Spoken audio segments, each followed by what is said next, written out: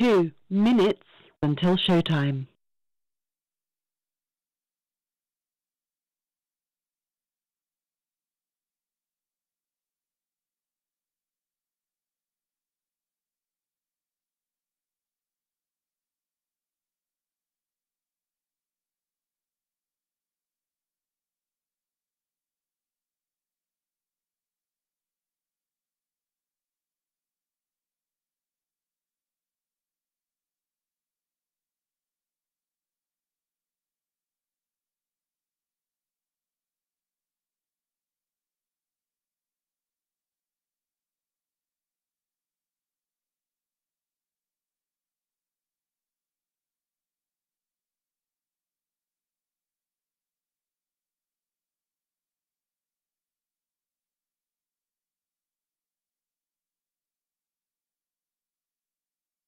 One minute until showtime.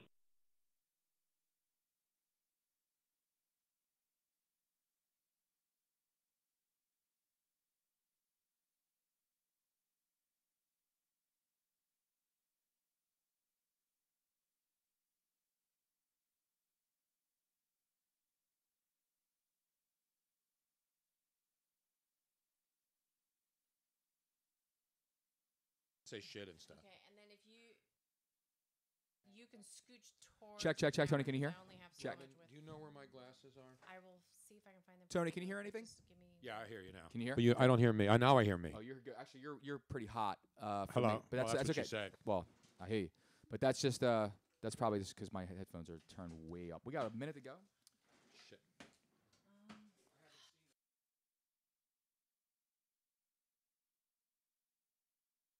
Your show will go live in 5 seconds. 4, 3, 2, 1.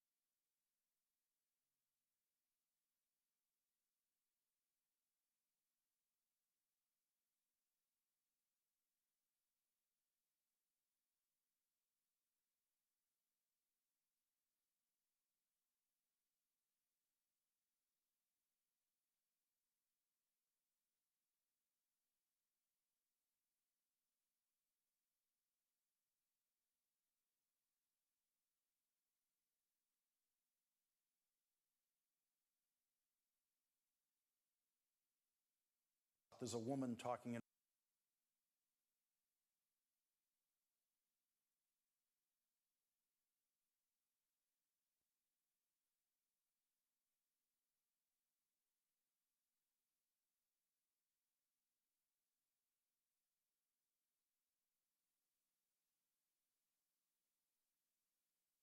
Watch out for your cornhole, bud.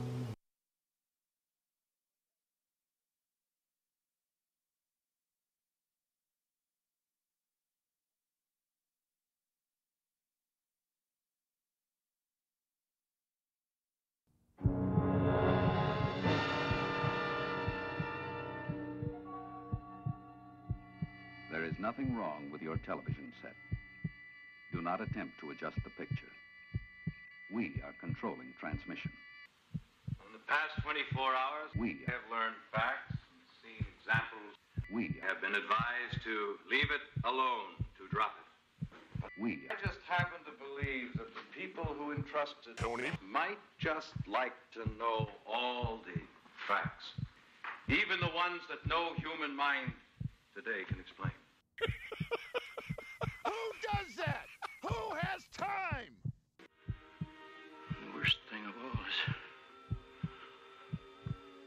I watch it. I can't not look. It's like a drug. You can't resist it. It's an addiction. Yes, yes, yes. You are about to experience the awe and mystery which reaches from the inner mind to the Tony Bruno Show.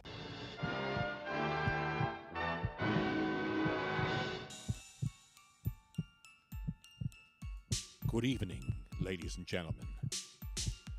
On this Atlanta Falcons Day, we are live in the wine cellar. You didn't get that one, did you? Atlanta Falcons Day. What's today's date, Luigi Curto, as we start the podcast live here? It's the 28th, right? Oh, it's the 28th to 3. Oh, I get it now. 3/28. I get Tom Brady came back, 28-3 lead. I got it. You get it? Of course I get it. I get it now. I figured you would. Yeah. Let's not forget, on this day. 3/28. That was the score in the Super Bowl a year ago. I can never forget. I had 1,000 on the money line. They're not You forgetting in kidding me? Atlanta, that's for sure. And I'm sorry to all my friends in Atlanta. I saw that earlier on Twitter, and I said, that's pretty cold, but it's pretty accurate. It is 3/28 as we do the show live. We're in the wine cellar. Made some homemade bolognese sauce today. I was what was the term, Robin? Slaving over a hot stove. Yes, he was. I was very happy to give that up. I mean, that was a complicated process. This I isn't know. some open a jar of ragu and throw in some ground meat. No, You know what I'm saying? which is the best cooks are men. You're damn right the best cooks are men. I mean, normally I was going to do the quick and dirty version of a spaghetti bolognese, but you want to do the complicated. Bolognese has to be made. It's a process. You remember trust the process when you make bolognese. Remember the bolognese I made over here last year? Yeah. It took about 6 hours with the. Exactly. Oh, it takes time, man. Damn right. You don't just whip that stuff together. Hell no. And You don't nobody's get it got out of a jar. Miss Robin said nobody's got time for that. You're damn right. Ain't nobody got time for that. We got time for a great show tonight, and thanks for joining us. From all over the world, we thank you. And it's a special show tonight because we have him in studio now. Can we call it in studio if it's the basement, the cellar, the wine cellar? Yes, I think so. Yes, we can. He's been all over. He's been on all the TV stations. He's an international sensation. He is. He's been everywhere. Who the fuck is that guy? No, what do you mean, who's that guy? He's a guy who once actually drew my face with word art. It I takes know. a lot of words to draw that face. Yes, it actually did. My head is so big, I only had to use like 20 words. It was just basically outrage and all the other dumb things that I say. Beautiful. Over and over again. Over and over. Exactly. But he is a man. He is he's Philadelphia's great. In fact, in many, many years from now, when his children are grown and when Luigi is a senior citizen. Luigi. Luigi. Was it like a Luigi. reoccurring? Not Georgian Wheezy. Was I reoccurring like 227 or something? Like Luigi? When Luigi Moving on. is a senior citizen. A runaway Italian slave? What the hell? What is When that? Luigi Curto was a senior citizen guard at the Philadelphia Museum of Art, he will be taking people in when he's in his 80s into the Dan Duffy wing at the Philadelphia Museum I of hope Art. so, and I hope it looks just like that behind us, Tony. The wing? Well, that's the building right there. Yes, that's what I hope it looks like. Ladies and gentlemen, put your hands together for the great Philly word art genius himself, Dan Duffy. Dan, how the hell are you, man? Thanks for coming down, buddy. Thank you. When I did draw you, though, there was a non-sports fan that had no idea what was going on at the location, and they said, "Did you just draw Jean-Luc Picard?" And I Yes. said, Well, now you "Nah." can sell those as Jean-Luc Picard. And a Yes, super fat Seth Rogen. exactly. Super fat. Right, Seth. that was the other one. And I was just like, so I corrected him on both. Exactly. Well, thank you, Dan. It also What did you ever could've do with that? Did I get a copy of that? It was actually No. Josh Innes and It was- myself. it We were went- at Chickies and Pete's, and you Yeah. came down there and spent an Yes. entire show doing a Philly word art of us. Turns out nobody on the planet wanted it. Exactly. Yeah. Can I get it and just cut my side out and like you know how people when they break up with their girlfriends Yeah. they get the picture, But it's still a really good picture of you, and you want to post it. you just want to cut the other people out of the picture and just have you in there. You ever done that? No. Luigi Curto is here. Miss Robin is here I'm tonight, about to, though. but she's always here. Miss Robin, Yes, I am. wearing her Stanford shirt I am. that she and I bought in the Stanford bookstore at Stanford Are University. you a fan of Stanford University? No, we're just a fan of the I'm a bookstore. Her mother graduate of she went to Stanford, and her mother graduated from Stanford. So you got ties to Stanford. I do. Well, And my then- mother has a PhD from Stanford, and she I also gets a graduated discount in the Stanford bookstore. because of my mother. But Exactly. yeah, so she's an alum. So I get the student Oh, good for you. I get the discount because of her. And then I graduated. Now, people ask me what I studied, and it was like, She well, graduated cum loudly, I think, at Stanford. I think that's what I graduated from Stanford kindergarten. That's right. She went to Stanford kindergarten. I went to kindergarten. Stanford kindergarten? They have kindergarten at Stanford? Yes, they do. And I graduated. That's incredible. Do you know that there was a man named Stanford that was named after who's the Leland. Leland Stanford. Did you know that, Luigi? No, I did not, Tony. See? That's what happens. That's what you learn on this show, man. Instantaneously, within 4 minutes of the program, I'm already learning things. That's what this show's all about. It's a learning experience. You think this is just a stupid podcast? Most people do. Yeah, it is. Yeah, but you also learn, and we bring on world-class artists. Now, you know, I've told this story. I don't think I've ever told it on the podcast. When I was young, I was a confused Gemini kid. I loved radio, but I also loved art. And I used to draw, and then I went to an actual art class, and then I did commercial art. I would do back in the day before everything was done with computers, when you actually had to write. Billboards were done by hand, all this other stuff. I used to love doing that stuff. And then I realized when I went to school that as much as I loved it, I realized it wasn't something I wanted to do every day. It was something that I wanted to do when I felt like it. And some artists are inspired like that, and they do things when they feel like it. Other artists can go every day. It's like writers. They can write every day. It's like painters can paint every day. But artistically, I mean, I had some talent. I even did the John Nagy thing on TV. You know, when you say, hey, can you draw this? Remember those art? And then you would call in and they'd say, oh, yeah, you qualify. Could have been something. There was like that. I could have been a contender. I could have done some frescoes on my own ceiling here in the wine center. Wasn't there like Noah? Do you remember? Oh, send your photos pictures? to dear old Captain Noah. And wasn't there like a little dog? If you could draw the dog, then you could be. Yeah, that was the John Nagy, I think it was, School of Art. Right. Back in the day in black and white. I couldn't do it, man. I didn't do that. I actually went to an art school. I protect art, but I can't make art. And then I posed nude for female artists when I was a teenager. That's the way to go. That's what I did. And that's what I'm talking about. There were older women who needed male models to draw the human form. You were a muse. And I was a sinewy young man. The perfect kind of art body for older women to sculpt. Somewhere in somebody's great-grandmother's basement or in the attic. Your balls are showing. There is a new Tony Bruno piece of clay sitting somewhere. Wait, so it was just the painted version, or was it? No, it was clay. These people were So there are sculptors. little mini nude statuettes of Tony Bruno somewhere. Somebody's basement, somebody's attic, or maybe not so many. You know, maybe many of these probably have been sold on Antique Roadshow. Could you imagine finding that? Could you imagine watching Antique Roadshow and someone bringing up on PBS and someone walks up and goes, and they're in line to go, what do you have here? Well, I found this statue in my grandma's basement. No. This is that looks familiar. This is what's happening. This is me going to like a little antique or like a little one of those little antique, and we're walking by flea market actually. Flea market, and all of a sudden I see a little statue. I'm like, wait a minute, that looks familiar. I know him. I know him. I recognize. Enough that. about my lame art career. Let's talk about someone who actually has. Let's talk about a man who has taken something and has taken it to not to the next level. I mean, levels never before achieved by any human. A man who went to art school, art college, and then became the greatest word artist ever. In fact, I don't even know. Are there other word artists out there, Dan? That's why I was also the self-proclaimed karaoke king of Conshohocken. You were? Because when you self-proclaim it, there's nobody to. Are you good at karaoke, really? I self-proclaimed is the best. Hall and Oates specialist. Oh, yeah. absolutely. I keep it local. I keep it local. You got to keep it local. I see you got the G Love and Special Sauce shirt on, so you're definitely keeping it local. I can. Yeah. What is it? What's his hot one? I like cold beverage. Yes. I love. Can I get a cold beverage? Yeah. But I have a funny story sauce. about drawing naked men. Oh, you do? If I can, yeah. Right because ahead.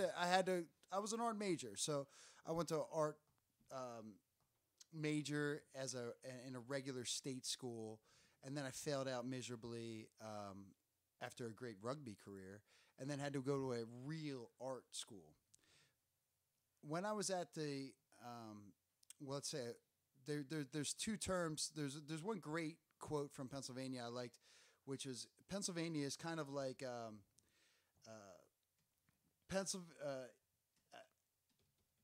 what is it? New York, right, and L.A., right, Alabama in the middle, exactly, right. Well, so I was, sort of, yeah, kind of. You know, I lived in we have Alabama and Philadelphia. LA and Pennsylvania, so I can. We give have you Philadelphia, we have Pittsburgh, and there's kind of, you know, exactly what we call townies in the middle. And at least at a lot of the state schools. And there was a kid that came in for nude art class. And I don't know, man. There was just something about not having any sideburns. Excuse me while I whip this out. Exactly, yes. Yeah.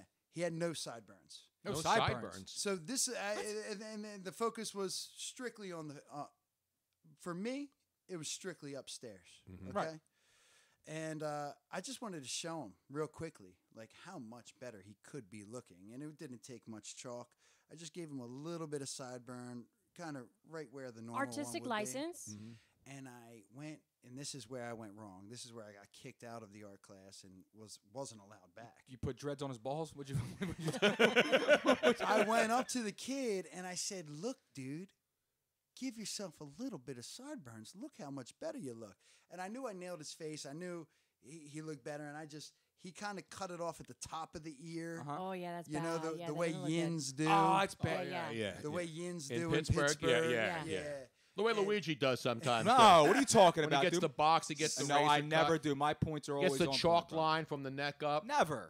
Public service announcement: if you guys ever go to art classes and are drawing somebody nude, never ever make comments Gotcha. about the subject. The subject. Yeah, but you were just commenting just the So, sideburns. You can. I was you trying to help can- the guy out. So, in other words, your professor could have commented on the sideburns what you drew, but you're not allowed to comment on the sideburns Never to the say subject. it. No. You know what? If I just had one less roll to draw, it would have been easier. Yeah. Oh. It's just not. It's hard to.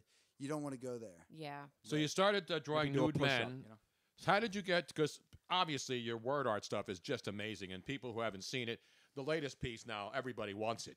It is without a doubt one of the greatest pieces ever. It is the Philadelphia Museum of Art and the Benjamin Franklin Parkway, but in that you use every single score of every Philadelphia Eagles game. How long? First of all, how did you come up with this idea? Obviously, you saw the parade and you were inspired. I came up with the idea from, just a concept of, typography in college, right? I went to art school, and we're just like, can you make an illustration out of 5 words? And you can only write the 5 words, but when you write those 5 words, it has to tell the story somehow through the visual. It was really hard to do. In fact, it's much easier to do what I do when I have thousands and thousands of words. I can just kind of use them as pixels. Yeah, but how do you stay in the line? Like I used to have great penmanship and printing, and I would make everything the same. I mean, you have every single score. Yeah. So how about on one line where you get a little too high? I use a ruler. Yeah, I was going to Oh, say, you okay. probably use a ruler, Tony. All right. I mean, no, but first you have to do the layout of the actual art, right? And then you put all the words and all the other stuff. Essentially, I do a pencil drawing. The same as any artist might do a sketch, right? And then now they're going into their medium, right? So if you're an oil painter, a lot of times oil painters sketch in yellow paint because anything can go over top of yellow and just dominate it, right? So that's how they'll do it. Watercolors will do something else. I just do a pencil sketch, and then I know I'm going to fill it in with words and letters. So I just kind of leave the sketch where I like it, knowing I can erase the pencil once the pen gets put down. So then they're all pen and ink. Yeah. They're all pen and ink drawings, all of your work, And right? I'm a horrible speller, which is always a problem. But so with numbers, it's easier then. Much easier. Thank God for word check. Well, not with pen and ink. No, but I mean, like you do it ahead of time. It's not like you're just doing it off the top of your head.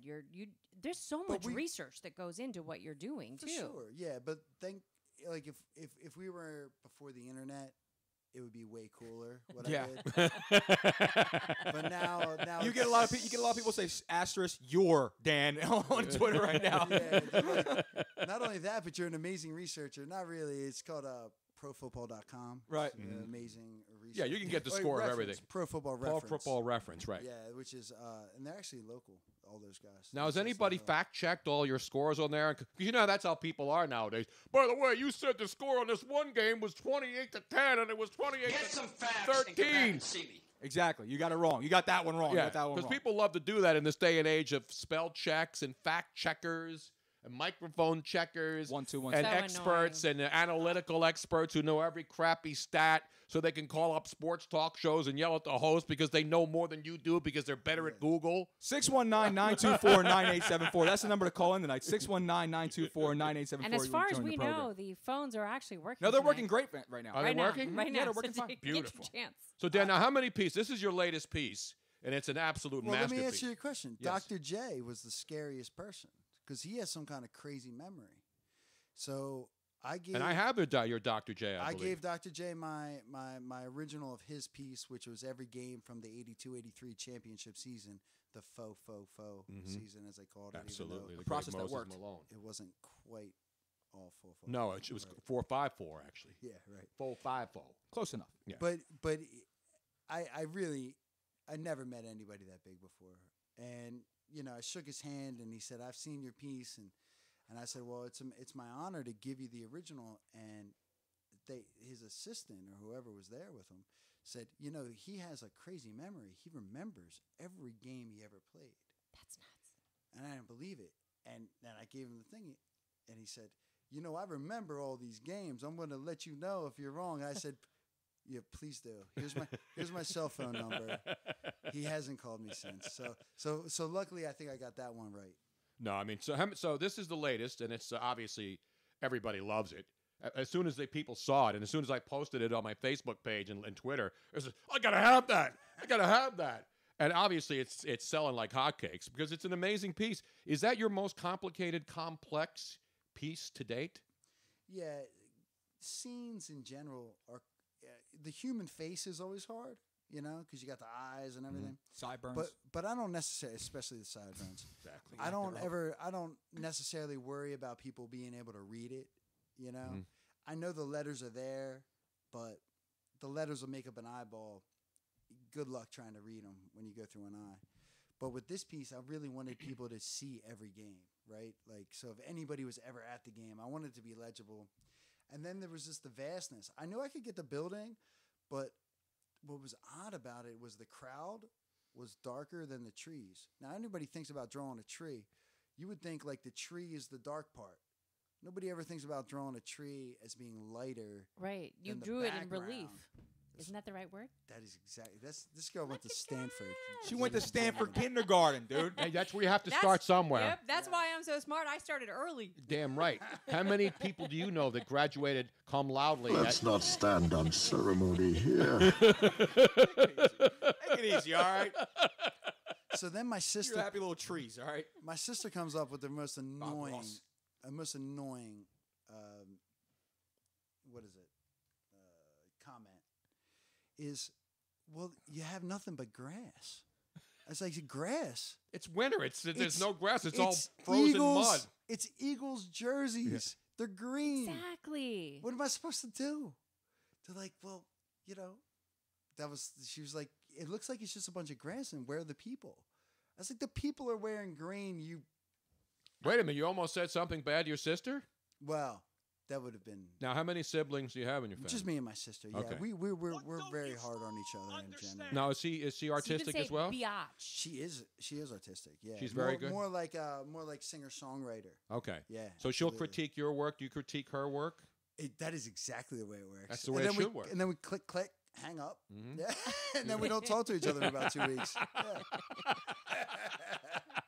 It's Dan a beautiful Duffy, relationship. you can see now everything you've done is on Philly Word Art, the website, right? No, PhillyWordArt.com. it's the other one. It's the newer one. No, I mean Art of Words. Art of Words. Artofwords.com is where you can see all your work because it's not just Philly stuff. Obviously, you're a Philly guy, and there's a lot of great Philly stuff. But when we did our Christmas show, the Tony Claus one, we gave out, we were giving away some of your great works. Many, and people whether were it's just crazy music or whether it's history. The Brian Dawkins one was pretty. Right, yeah, but I'm talking about those are sports, but the Beatles one, and the Jimi Hendrix, yes, and there's so many different. Springsteen. Yeah, I've tried to focus on 3 topics that I'm in love with, which are music, history, and sports. So I love, American history, ancient history, Genghis Khan. I'm ready. I love it all.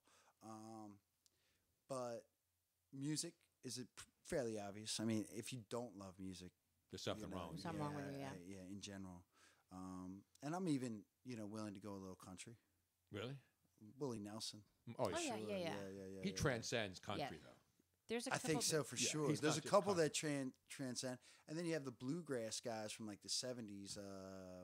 Guy just passed away. You know, that was kind of rock and roll. Oh yeah. Kinda, from the band, maybe the band is a little country. Does anybody think the guys from the band were country, or the band was Up on strictly Cripple rock? Creek, that was a country song that the band did. I felt. Remember? Well, Up it's funny on because there was Cripple people that Creek? were called country back then that would not be considered country anymore. Not now. No. Right. But You got me a little. So Big and Rich, I right? know Big Big and and Rich, Oh, man. good. I told you I hung out in the bus With Rich, right? with John Rich. Big wasn't there that night down in Tampa. No, you hung out with half of Big and Rich. We hang out with the rich part. That's good. now, like, I don't know Florida Georgia line, but I know that I should listen to their songs. You know what I mean? I'm at least knowledgeable enough. Yeah, no, you got to be. know, You have to be that- eclectic. Yeah. You know, if you just are into one genre of music, then you're not. Especially if you call yourself an artist, where people might shut you down because that's not my style immediately. Mm-hmm. Well, you know, plus I played rugby, and I was trying to get people to come play rugby. Now, were you allowed to put your head down in rugby and go into the other guy in a scrum, or did they change the rules were too? allowed. Where you have to have your head up, just so in No. case you don't go helmet to helmet. I'll tell you, you were allowed, and a lot of people that came from football to rugby, they found out very quickly. No, I know exactly. You're allowed to do it. Yes, You just won't do it again. exactly. I played one game of rugby in my entire life. That's some tough boys right there, man. That's it. I won't do it anymore, man. Now, I Robin played thinks football in high school. Australian I will rules not play- football is tougher than rugby, but it's not. It's easier. Is it not? More dangerous. What, Aussie rules? I would say. Well, you get to carry a Aussie gun. rules. Aussie Yeah. rules is way more. That's scary. What's Aussie rules? Did you see his face? That's where they jump up and they hit it like this. Yeah, and then they get it over. They get points. They're for hitting hitting each It's other like a as they jump combination up in of midair. gymnastics It's scary. and acrobatics and football. Well, yeah. Have you ever tried Taccone rules football? No, that's different. Because No, you're it's right. freaking dangerous, bro. All right. But no, when ESPN first started, they didn't have enough programming, and they used to put Aussie rules football on late at night because they didn't have all the franchise. Right. They didn't have the NFL. They didn't have the NBA. They just were looking for programming. So they put on local Connecticut. You know, ESPN started out doing local Connecticut. The owner, the guy who started it, wanted to put local Connecticut sports on satellite so people around the state could see it. It's not even on the east coast of Connecticut, right? You have to like drive into Connecticut Yes. to get there. It's actually closer to the Massachusetts state line up there, which is where the NBA, the Basketball Hall of Fame is, right on the other side of the Massachusetts state line. But anyway, enough about ESPN. Thank God. I was just talking about Aussie rules football, which is huge. It's huge. You know what else is huge? Bags. Bags is real big, Bags. brother. And Bags. Sacks. What's No. that? Sacks. Heavy sacks. What are you talking about? bags. No. See, why can't I make it like that? It's just bags. Cornhole. Yeah. What are you talking about? Bags, heavy sex. No, it's just bags. They're both sand. They're little Sacks, sacks. not They're little sex. sacks. I thought you said sex. Didn't you think she said No, sex? I know what she said, Heavy but it was sex. involving sex. It's just not. It's not called for. She the look matter who's with you? talking. What are you don't hear talking us about? making any kind of sexual references on the show. Watch out for your cornhole, bud. Exactly right. Now, have you played bags, cornhole? Do I? Yeah, absolutely. Are you good at it? I would say I'm 7 out of 10. He's a Really? self-proclaimed Hall of Famer over there. Yeah, in general, I self-proclaim myself 7 out of 10 in most. Well, things. tonight we're having somebody come on. There's nobody better than him. There's Well, a no, question. are we having both or just one? I think it's just. Not Guy Nation. You know, Guy Nation. Chicks at the same If time. you really are a sports aficionado and connoisseur like I am, If you get this channel, you got the they greatest. were on con- ESPN last week. Yeah, but it was like the Ocho, wasn't it? Or was No, it it was on on ESPN regular. regular. Yeah. It was the National Bag Championships. I used to run Double. I used to run a cornhole league in Philadelphia. It was a bar These league. guys are legit. These guys, So was I. Made money. It was clean. It was on the books. not like these Nah, guys. not like Remember these when we guys. went down to Florida and our good buddies down there? Well, Dean obviously is a big. He's but not a good buddy. He's He's more not of a jackass, pro. but- He's a jackass, but he's a friend. Yeah, he's a friend. But Dean's good, and you Yes. saw Dean play. Yeah, I and then know. our other buddy down there who makes boards, Danny professional. Dow, boy, Danny Dowd. He's the one who told us about the Guy's families. It's a father and son. They call themselves Guy Nation. They Right. have their own shirts. Their bags say Guy Nation on them. These guys aren't just the guys who get rental shoes and go out to a bowling alley. These guys have their own empire. It's a brand. It really is. Matt and Brett. Brett's the son. He's 24. The dad's Matt, and these guys are phenomenal. I'm watching them, and they never miss. I know, it's just hole And- after and hole if there- after and hole if after there's bags hole. in front of a hole, they just go up and go Scott. They airmail it and go over the bags and straight into I mean, the hole. these guys are hitting holes at John Holmes type numbers. You know what I'm saying? Like, I mean, man. seriously. See dude. what? Look at what I'm he's just no. I'm equating the criticizing stats. me. By the way, real Even quick, 'cause- Donald Trump has many holes as these guys. Jesus, Tony. Come on. You're fired. Thank you. There, people are asking on social media that the one thing that we haven't asked yet of Dan is that as meticulous as this artwork is, now what is the normal time that goes into doing just a standard normal size, nothing to this grand stature over here, but just something along the lines of something like that, like smaller? No, that's the piece. No, for an original piece though. If he's not doing something really big, Yeah, you said something like this took like I think 23 it's- hours, right, or something like that? Well, more than 200, 200 hours. Yeah, to this make is that. way more. No, his Phil Martelli picture took him 25 hours, right? Just the face. Phil Martelli took me 24 hours. And you didn't even have to put hair. Yeah, exactly. It was fairly easy. Well, just a little on the side. Yeah. But 200. we helped out with the Coaches versus Cancer, which is what matters. So Right, it was exactly. worth all the torture I had to obtain. And he's got decent For a sideburns for a guy who's losing it. Up top. Exactly the You know? sideburns I tried to put on the male. See what I'm saying? exactly. Yeah, So, exactly. So even though you're bald up top, doesn't mean you got to forget about your sideburns. It's all about the dimensions, man. So 200 plus hours then- on this alone? Would you put sideburns on Tony then? I had No. him last week. No, you can't go because sideburns. if you go full bald, Yeah. Yeah, then just you putting just- sideburns yeah, on. it would look Unless you weird. go reverse and you go full bald to a fade all the way to a long Yeah. beard.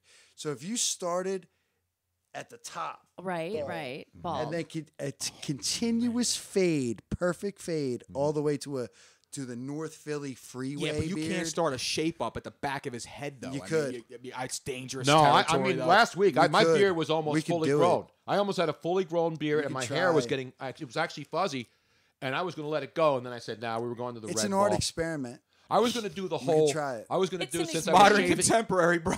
since I was shaving it off, I was going to do all kinds of things, like do the old school sideburns that came up here Yeah. before Is I that a shaved Fu it all off. Manchu? What's No, a the Fu Manchu is when it's down here where you just Oh. clean this out, and then you just have Mutton chops. Yeah, Isn't that's that what? cool. It's called Fu Manchu. Yeah, but though. those It's not a things good are look. mutton No, chops. those are right? mutton chops, Yeah. the sideburns, and I had those back in the day. Did you have It's big not a old good mutton look. chops? Yeah, What absolutely. did Kareem Abdul-Jabbar have in the Bruce Lee movies of the 70s? Yeah, those were the They came out just like what you're talking about. The Mutton bells. chops. Those are mutton chops. Mutton Yeah, they came all the way out chops, like that. Yeah. They're like, It's like a Civil War look. piece of pork, Civil War a look. pork chop, That's right what on the- that's what Civil War soldiers had, the pork chop It look. wasn't a good look then. It's not a good look now, bud. No, Yeah, it mutton depends. chops are. Yeah. Well, that's what they said about the man bun. It's still not a good look, but then Well, again, I'm thinking about growing one. I don't know. See, You now gonna the do a one, man the bun? thing I'm that gonna I do it. don't like is where they have the mutton chops and then they have like an inch of space and then they have the beard going in. Well, that's when you're young. Yeah, Yeah, you you get have the Or to you're do old. something new. Yeah, Yeah, when I you're don't really like old. that. Important. Get the slits in your eyebrow. Trying to wow out. And everything old is new again. I heard some crazy quote. If you want to see like great fashion, the worst thing you could wear is whatever was fashionable 20 years ago. And if you want to get a little bit more fashionable, you go to 30. And then what's in is about 40 years ago. And then if you want to get like on point, whatever was 50 years ago comes back. yep. But the worst thing you could ever do is wear 20 the years. same thing you wore 20 years ago. Oh, I And- totally agree Yeah. with you. Yeah. Now, like the 80s are hot again. So 50, but- wait, but 50 like- years ago would bringing be togas back. the 70s. Yes. The 70s, and I'll show you pictures. All if the I can paisley find- tuxes are coming back. all the tuxes that I wore at my wedding in the 70s, right Uh-huh. now would be considered outlandish. Yep. Or really like hip Like and hip, trendy. hip, hip. Yes. Hip and trendy. And I don't mean like stupid. I mean like cool. Yes. Like the tuxes we wear from Domenico's. Yep. No, but all you day. know what they're not doing though? They are not bringing. Thank God, The they're ruffled not bringing, shirts, yeah. The ruffled shirts and the Bell-bottom really jeans? long collars. What do you call it? The Butterfly collar. no, the really long. They came out. Pterodactyl collar. I didn't have those. I never wore those. No, the really long. Tony, look at looks at me. I didn't wear that 1970s. shit. Ain't nobody got that. But I mean, I have I mean, Huge collars. If you popped them Yeah, up, you the popped them bad. up to your It's like a eyeballs. wind sail. when the bell bottoms came out, when I was a kid, everybody had to have bell bottom jeans, and now people can. The thing about now is you can wear anything. It does. You don't have to be. It doesn't have to be about the 80s, the 70s, the 60s. People wear. Remember, it used to be if you couldn't wear stripes with polka dots. All that shit's out the window now. That's all you have to. You wear stripes. You don't have to match anything. You don't have to wear a solid shirt with a striped tie. Are you still? Is it still illegal to wear white after Labor Day though? That's still frowned Yes, upon. Though, isn't that's it? still frowned upon. But no, but there's winter whites now, right? Oh, the winter whites. The Well, winter no, that's whites. always been okay. You just can't wear summer white after Labor What Day. the hell's the difference between a summer white and a winter white? A 15 winter pounds? white? No. What's the difference? I think A the winter summer white is more white, like the an winter ivory. white is more racist because it's not white enough or it's too. It's not white. woke enough, is what it is. Whatever it is, it's got to be No. racist. A winter Just like white. the new what was the ad they pulled? Get it, yesterday? Heineken. Heineken's new light ad. No, what's that all about? It's ridiculous. I don't drink Heineken. So. Somebody in the marketing department didn't quite think that through. It was a bad idea. It's now Michelob has an ultra light now, so you know can't get no lighter, That's though. really racist I if know. it's ultra light beer, let alone light beer.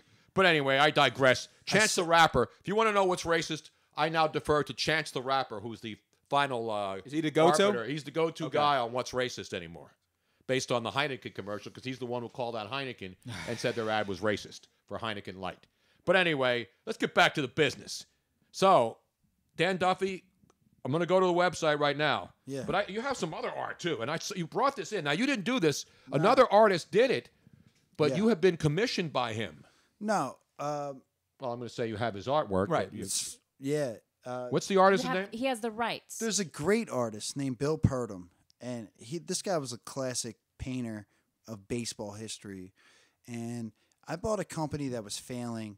They represented my artwork for about a year, and then they said, "Hey, Dan, we're going out of business." I goes, "Well, I just did 10 pieces of art for you people. What am I going to do with it? It's got the logos of all the teams on it." And they're just like, "Well, whatever." I was like, "Well, let me take it over. Let me try to sell art for other artists." And this guy was just a prolific painter. And you he brought passed two pieces away. over. He passed away like 3 years ago. So, in other words, when you purchased this company, they had the rights to a couple of different artists, including this guy. Yeah, I have like 800 of these pieces, which I think is one of the coolest hand it pieces. to I'll tell me you so what. that I can bring- You could sell 1,000 of these right now. I feel like I'm on QVC. Yeah, Last of the right quantity. now. Look at this. This is one of the greatest. You should hold it away from the microphone, though, Pro. Okay. Well, I'm trying to get it in front of a Pro. I'm not a I'm just I'm not a razzing you. QVC model. I'm just razzing you, see. So 32 was Cunningham. There's Billy Cunningham, Look at that, and then, man. of course, the greatest battle in the Wilton history of the Russell all NBA. day. Who was 17 for the I don't know, man. Celtics? Lamar Odom and Kourtney Kardashian's right there. It's right there with Will. That's and Bill. Will Chamberlain and and Bill Bill Russell, Celtics, Sixers back in the 60s when the NBA was the best league in the world, when it was great. This was painted? This is It's a painting. I'd imagine the original probably sold for like $15,000. This is amazing. There was this company in Brooklyn, and the thing about artists is they're good at painting. They're not necessarily good at selling pieces of paper. That's why they have starving artists. Right. Ever hear of the starving artists? Yeah, and I put it up on Twitter because Dan didn't think anyone would be interested in this. Are you And, kidding me? There's I some think- serious interest in this right I now. think there are people that are interested in it. It's just, It's a phenomenal painting. Look at that. It's incredible. It's Russell and Chamberlain, My dad would love that. yeah. and it's on. And this is 187 of 500s, right? So Right. there's only 500 of these. 500 prints. Signed. Wow. Yeah.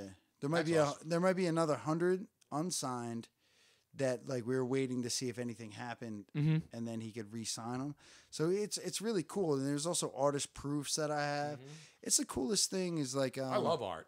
I to- mean, we have stuff all over. Robin buys like cats drinking that's- absinthe out of a jar, out of a That's the cool- Well, glass. I'm really into those old vintage ad posters. Yeah. Like liquor and travel. Liquor? posters. Liquor and Are- travel. I Like- just love Actually, those. liquor when I travel. Pan Am Yeah, I posters. travel first are and then I one of liquor. the most I love it. famous. For me specifically, because I'm from the Netherlands, I love the Holland America line Right. posters and the KLM posters. The old, it used to be called the Flying Dutchman, and there's some really, really cool vintage ones. And I actually am incredibly upset. I posted something on social media about a month ago. I had purchased something that I'd been looking for 15 years. I purchased the poster. I finally got it. It's not that it's expensive. It's just you just can't find it. Yes. It's a specific one. I finally found it. I had it upstairs In a tube. In a tube. But we have like 20 tubes. And then she just threw tubes away, not realizing that it was in one of the tubes. I mean, I even looked inside all the tubes, but I don't know exactly what happened. I must have accidentally thrown one away, and that poster was in there. Give her one of those. Like, I was already ready to do I am so like I was so upset. I was crying. I was crying. I was so upset. But so now it's going to take me another 15 years to find it. But that's literally exactly how rare art becomes rare. So you were doing the right thing by making that one poster a little more rarer. Yeah. Yes. Yeah. Now Well, you have another one there, a baseball one. I want to see that finds one. it before Yeah, the baseball one's pretty bad. Because this is another painting. It's it's a painting. It's a local guy named Mike Kuiper. Not Mel Kiper, draft expert. No. Any relation? Mike, probably 15th distant cousins. Somewhere. This guy's a local guy, Hatboro Horsham area. He spent, I think, 6 months after the World Series painting this. The original we had hanging in the press box of Citizens Bank Park. Okay. For a lot of years until one of the wealthy patrons wanted it for themselves. So so he did a good job, man, and he like wants to draw the moment that every team wins. That's awesome. In all of them, and that's the hard part. It's like I want you to do the national championship. It's just like how do we get it? And let me describe a little bit for the people here on Facebook that are watching here. Is you have the field here for the World Series in 2008, and what he did was he put every single player on the back of a fan's jersey or jersey, as we like to call it, in the audience, in the stands. So as you look in the foreground, as you're looking from as you behind can see, home plate, everyone there from that 2008 team is depicted in that painting. Yep. You have Cole Hamels over there, Ryan Howard, Jamie Moyer's there, Chase Utley in the background, Shane Victorino, Jason Worth, Carlos Ruiz, all those players. He doesn't paint them on the field. He has them on people's backs in the stands. No, and it's pretty cool. And in the field, they're doing exactly what each of them did the moment. So if obviously Lidge put his hands up, if somebody else did a closed fist, you see Victorino running in from center field there. It's pretty cool, man. Yeah. It's an amazing piece, and it's one of those things where there's great artists out there. They do these great things, and then they're like, well, how do I get it to the people? Right, exactly. And that's the catch-22. Well, luckily you've come to the Tony Bruno Art Show tonight. That's right. Now. We have the last of the quantity here now. We're going to put this one up right now, and we're going to start the bidding. Oh, no. Be dialing, people. Be dialing. We're going to have heavy action on this one. There's a limited quantity. How many? Now, this isn't signed, though. This is called Finally, P-H-I-N-A-L-L-Y. That's right. Finally, the 2008 World Champion How Phillies. most artists would spell it. Okay, so now where would they be able to find it if they wanted to purchase something like this? Where would they find it? Finally, you would Google search legendary sports prints. Legendary sports prints. Legendary sports prints. So you're not selling these in particular? No, that's my company. Oh, okay. How come I didn't know that? It's because it's me and a bunch of other artists. Okay. And the truth is, I just realized that it's really hard to sell other artists' art. I have to sell my art, and then I have to give them the tools for them to sell their own art. No, it's great. I think when artists collaborate, it's great. What I'm trying to tell, we're trying to tell Mike Hubbard to do is whatever we do, you do it. Let's all do it together, because what I have is the license.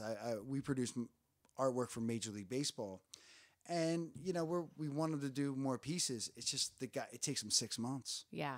And guys looking at 40 hours a week for 6 months. How do you pay somebody to do it? Right. Even though you can. Because when he sells an original, it's for $15,000-$20,000, but it's just like it's a crazy. It's almost like it needs crazy to be business. Yeah, it needs to be commissioned ahead of time. That's the way most Yeah. fine artists work. Right. I work a completely different other way. I don't ever sell my originals. I don't care about my originals. I make my originals strictly for the fact that I want $40 prints to be in every home. Mm-hmm. And you gave the original of the Eagles championship parade to Ray Dittinger. Yes. Hall of Famer, writer, great guy, and you brought it to him personally over there at the NBC Sports Philly. There was really nobody else. I mean, leading into other than me, of course. Yeah, I mean, I'm sure I was Curto. top I mean, I'm sure I was top 5 when you were thinking of who should get the definitely original. top 5. Okay, good. Yeah, but he wasn't on the Mount Rushmore. But Ray Dittinger was. No, Ray Dittinger deserves it, too. absolutely. Yeah. And as you do your brackets. Yeah. Although he got the ring. They gave him a ring? They gave him a ring, I think, right? They didn't give anybody a ring yet. They haven't even well, made but them. he's going to get one, I believe. I don't know. Is he? He should. I believe I heard he was getting Maybe a ring. he shouldn't. I got to be honest with you. He takes that like I'm a journalist and not part of the team.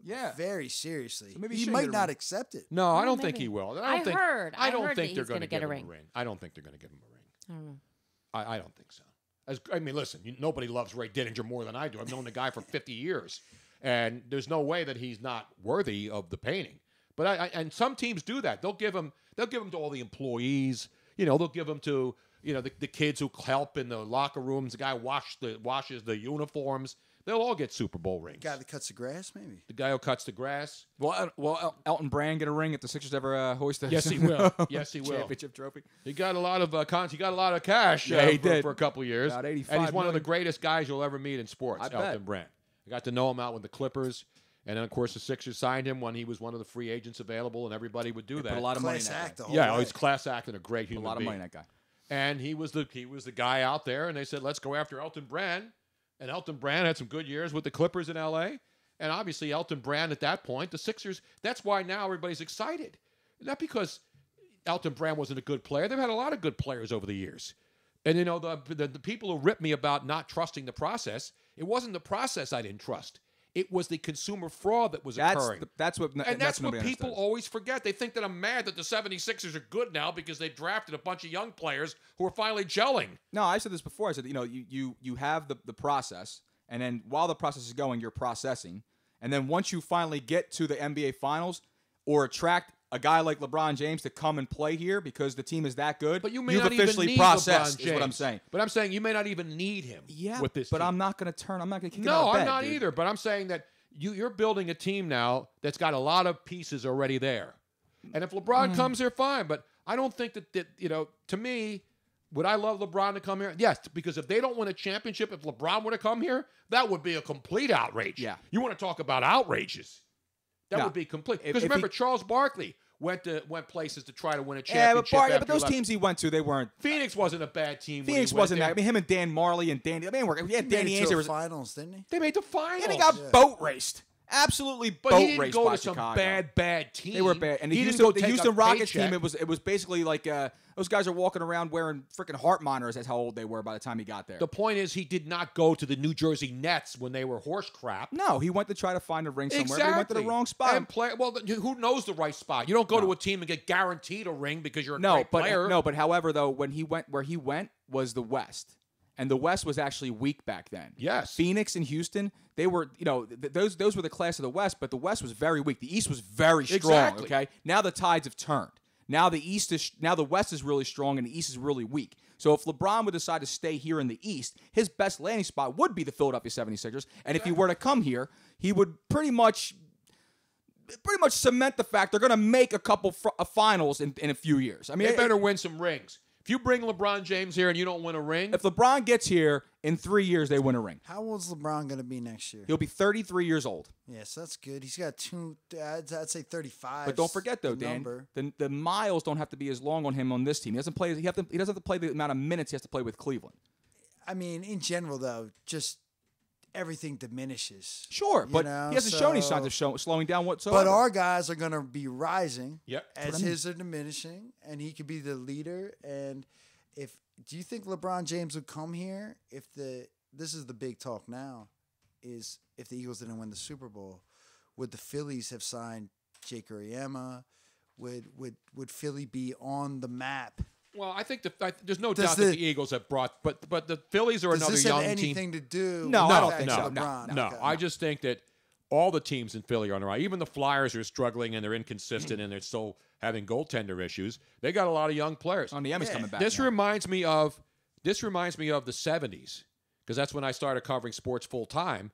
Is when you had young players on a lot of teams. The Phillies had Schmidt, Boa, Luzinski, all those guys coming up in that era.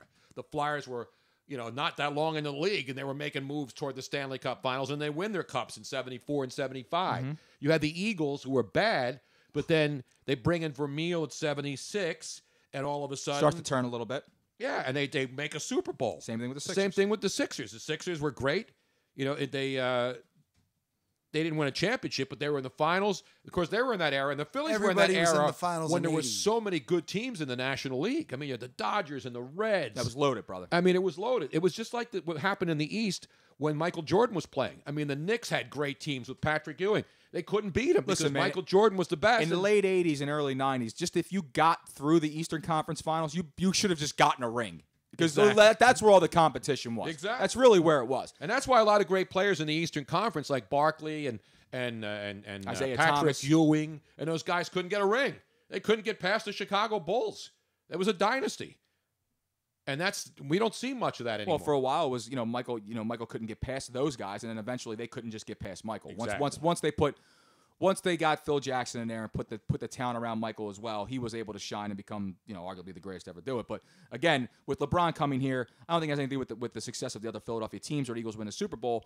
But it just has this goes to show that the success that they're putting on the court now with the young players that they have in Ben Simmons, Joel Embiid, and we've seen the return of Markelle Fultz, who again.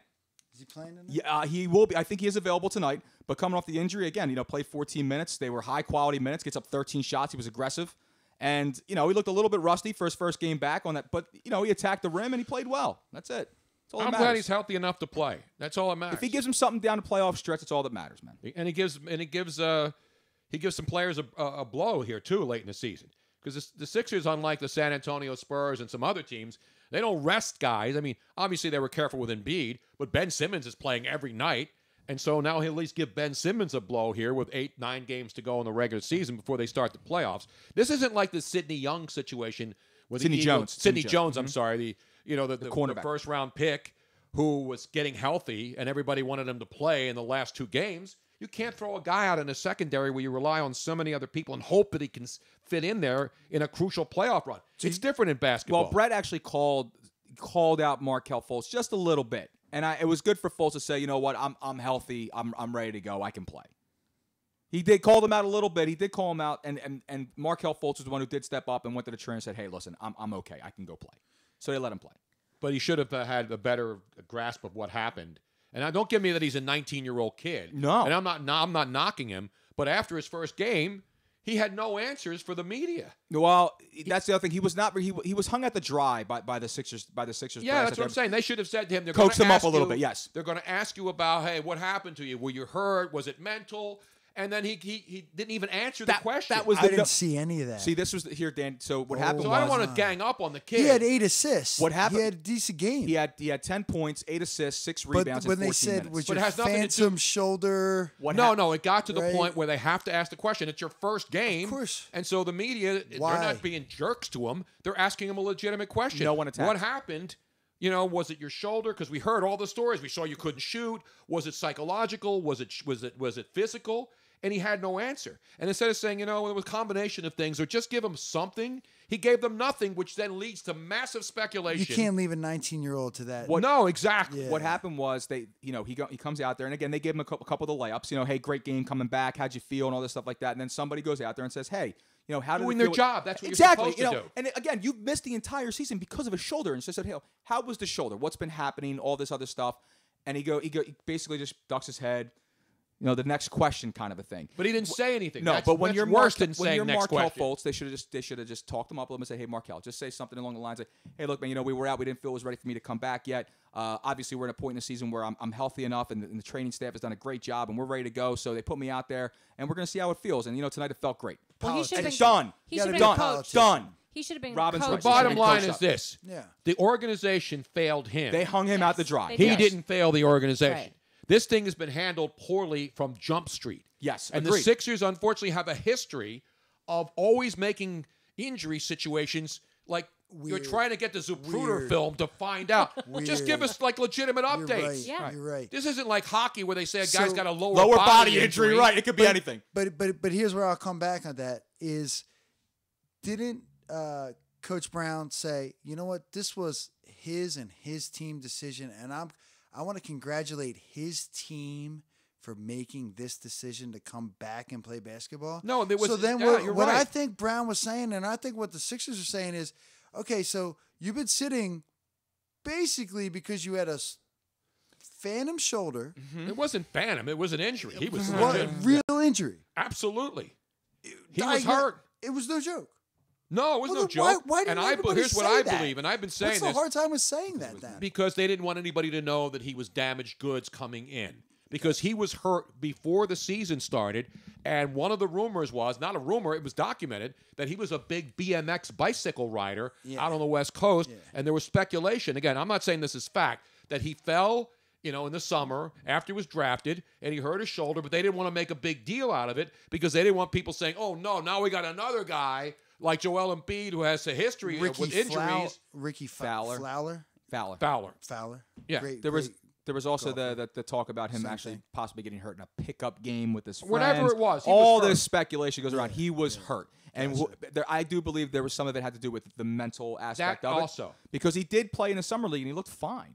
But then that injury did happen, and again, it kept him out. But like you said, it was about time for him to come out. And I'm not blaming him. I'm blaming your organization. Yes. Rightfully so. You have 70 games to work with this guy psychologically with the best doctors, the best trainers. And you have a PR department, you have a legal department that Exactly. comes up with a story that they want to say, and the fact that they But he either has told people, him to say he nothing. has people himself too. Yeah, but he's still but a they work 19-year-old together, kid. and it's the team that's bringing it out. So And I always know wondered about you know Shady that McCoy's question's going to be people asked. they don't You tip know anyone. the They tip question. no one. They tip zero people. Iverson's people. You know what I mean? You do not. You know that he's going to be asked the question about his health, whether he scored 1 point or 100 points. He was going to be asked about that shoulder. Exactly. Because That's why the- were you not on the court for 3 months? We need to know why. What happened? Well, That's it wasn't the like you're grilling the kid. You're saying, okay, what's the? No, but you asked this a was question. not an unexpected question. No. Hey, Tony, he got a couple. He got a few fluffers out there. Those He got a aren't couple, fluffers. Those no, are legitimate. No, he got Everything was legitimate. he got a few just fluffers. How did it feel finally getting back? Oh yeah, I felt great. I felt good and all this stuff like that. And what'd you think about this situation, that situation? And finally, someone was just That's like, not so. what I think of when I think of a fluffer. So what? Obviously, don't you either. wouldn't. So what was the part of the, what happened with the? No, that's true. Well, you rented your house out to porn, so that's that's a different Exactly story right. for a different podcast. People are asking me about Actually, the people Stormy were asking Daniels if and my Peter situation. North ever used your house. No, not this house. No, he didn't. Not this house. No, not this No. house. I didn't Not have this flood insurance. in my Although there house. has been action in this house. I would have had Peter North use my house, but I didn't have flood insurance. You get I've it? I've used this house. Did By you the get way, it? I Did want you get that to- one, Luigi? I want to remind Yes, I people do. that the phones are working. I know that for the Cascading. last 2 weeks you have not been able to call in because there were some issues. But if you would like to call in and give your opinion or comment on something, please call 619-924-9874. That's 619-924-9874. Sounds like you're doing one of those Call- lines are open. PBS. Call right now, and we have people standing by. And if you call right now, And for an additional $12 a month. for $12 a month, Dan Duffy will come to But your wait, home there's and more. paint a family portrait with So- with all the birth dates and all your friends and all your Family Twitter arguments. followers. No, I'm I- kidding. He doesn't do that. By I the way, actually Robin said he missed- did that once. Well, because back, like, what was it, 8-9 years ago when we Right. first met you and you were doing things, you were doing a little bit different. Now you are so busy. Weddings, bar mitzvahs. Yeah, Sweet You but know? you are so 16s. busy Yeah. now, so you're not doing that kind of art think anymore, this unless place you is got restricted paid. Like, wine, if somebody don't wanted tell to me you're commission Jewish. you for a whole hell of a lot of money, you would do it, I'm sure. But I mean, sometimes these things take me like a month, yeah, and then And I have you're only like, doing worth it one. anymore. I have like piece. 3 employees, so it Yeah. becomes like like I don't even want to Damn. tell you how much it would be because I really don't make the art for one individual. I don't getcha. think from what for it's what a great I do. idea, though. And I've done. I used to do pieces, I remember you doing. That's why I remembered it. But I guess yeah, you're just too busy. family events, and it's not that I don't want to do them again. It's just like, I haven't done Michael Jackson, words to create his image. right. I haven't done like a lot of great art. I haven't done the letters between Jefferson and Adams. That's kind of badass right there, man. Right? That's pretty badass They right always there. they always wrote letters to each other, even to their deathbed, in which they died on the same day, July 4th. Crazy. Okay, I don't think in the same year. He's like but one of like those weird history staggered- lover people. staggered years. See, most people think artists are just like stoners and that too. and don't know anything. They're stoners and they know history too. Yeah. Right. Yeah. Just like me, I'm not a stoner. Do you like drunk history? On I saw it a couple times about Tesla. Isn't it I saw awesome? the one. I saw one about Tesla, and I realized I I don't want to watch another one of these because I love it too much. Yeah, it's It's almost too. I want to do a drunk history. You know what we should do? Ooh. We should do junk history on the podcast next week. Yes. Why don't I take off and Will I will Chamberlain. get hammered during the show, and you can ask me history. And I'm pretty good on history. And you can ask me history questions, and I'll answer it. I'll do drunk history. Drunk What do you history. mean Will take off? Chamberlain. I'll take off that work that night. You know, I You obviously won't work. be able to work. I'm not gonna be able to work. Drunk? Why can't you go to work? I'm gonna urinate and ejaculate somewhere in that other room over there. It's gonna happen. Simultaneously. Which I have done several times. I'm the only person. I watch Science Channel every night. Robin, things have happened here when you haven't been. Robin's Just letting you watching crappy sitcoms. People have and been here. Crappy shows on CBS and ABC and Fox and all these other shows, detective shows. I'm watching Science Channel. Oh yeah, you're bettering yourself. That's. Is No, that what I you're am. saying? I Okay, learn stuff okay. every night when I watch TV. What'd you learn last night? I learned about I watched this one show. Well, What on Earth is my favorite show on Science Channel. You ever watch that? Chicks at the same time, man. That's what you're learning. And then last night I was watching Mysteries of the Unexplained and also Mysteries of the Mysteries Abandoned. of the Unexplained. And also the abandoned. So there's like all these abandoned projects all over the world. Totally. You know, like missile sites in Yeah. Iowa. Oh, in North Dakota, there's this gigantic pyramid. And it's not even, Carson Wentz probably doesn't even know this. I know he's from South Dakota, but I'm saying in North Dakota, there's a gigantic pyramid in the middle of nowhere, and it has these big circles around it. And then we find out that it was a missile launching location during the Cold War, and it would have cost $22 billion if they were to build it today, and it had all these underground missile silos in case Russia was going to launch nuclear warheads at us. The thing got finally finished in 1975, and it was only operational for a week before they abandoned it and shut it down. It's like the A+ down there on Broad Street. It's like the California. It's like the stadium for the Rams in L.A. Exactly. And the train from Los Angeles to San Francisco. That didn't last long. He gone. But now it's like one of those condos. In case you're one of those. No, now it's still abandoned. Final doomsday people. And No, you it's- wanna, Oh God, the barricade people. yeah, bunker. you can go down there. No, and you no, can live they're forever. not allowing people. You can go and look at it, but Bring it's in the your own middle of nowhere. oxygen. The missile silos are still there, and those missiles could get to the stratosphere to take out multiple Russian nuclear missiles within seconds. So you're learning about like conspiracy theory and This doomsday isn't conspiracy theory. This is fact. That's history. This stuff happened. It's still there. These are projects that were built to protect us from the Russians back when I was growing up, when we worried about hiding under that the face desks. right there, that's like one This of those isn't deniers. conspiracy theories. History is not conspiracy. That's like that face right there is like somebody that's denying that the Holocaust happened. You know Just what because- else? Oh no, it happened. That You know definitely, what- that definitely You know happened. what else was that on was the very show? real. Okay. You know what else was on it? One of the three things that they took. Eastern State Penitentiary. Eastern State Penitentiary was on the show last night as one of the abandoned historical sites Dan's in the asking world. for a little product over here. Here you go, Dan. Here, no wait. Let's pass. Is this. Eastern State Penitentiary where Robin and I have been? Oh yeah, many no times? joke, no joke. Is that not part of history? I'm just saying, or is that a Tone, conspiracy? it is a thing? part of. I didn't say. I'm just saying all the doomsday stuff and all this other stuff. I'm These just aren't saying, doomsday I said, things. I'm just saying. Why don't you watch something on the presidents or something? No, so I here's do. the thing. I watch History Channel. I watch Science Channel. The people that are the doomsday people now that live in those bunkers, they're crazy. But the fact that at the time, the people She's were like, they're crazy. But That's- the people that were making the bunkers back then, it was really like the threat of nuclear not war bad. was really there at some Exactly. point. So I it's understand. the Do you historical realize that aspect of there it. was is almost a real nuclear war in the Yes. in the Cold War so, era? So can which we? I grew So up can in? we do drunk history? We should do drunk history. Good, 'cause I wanna Well, do if you drunk didn't know about the secret bunker, I do know not a about- bunker. It was a satellite. It was a radar installation. It was the most state-of-the-art computer technology we had in the 60s. You want to talk about bunkers? I lived in an efficiency in Kensington, bro. That's a bunker. That is a bunker. That's a right bunker. there. All right, man. So don't come at me with no bunkers. All right.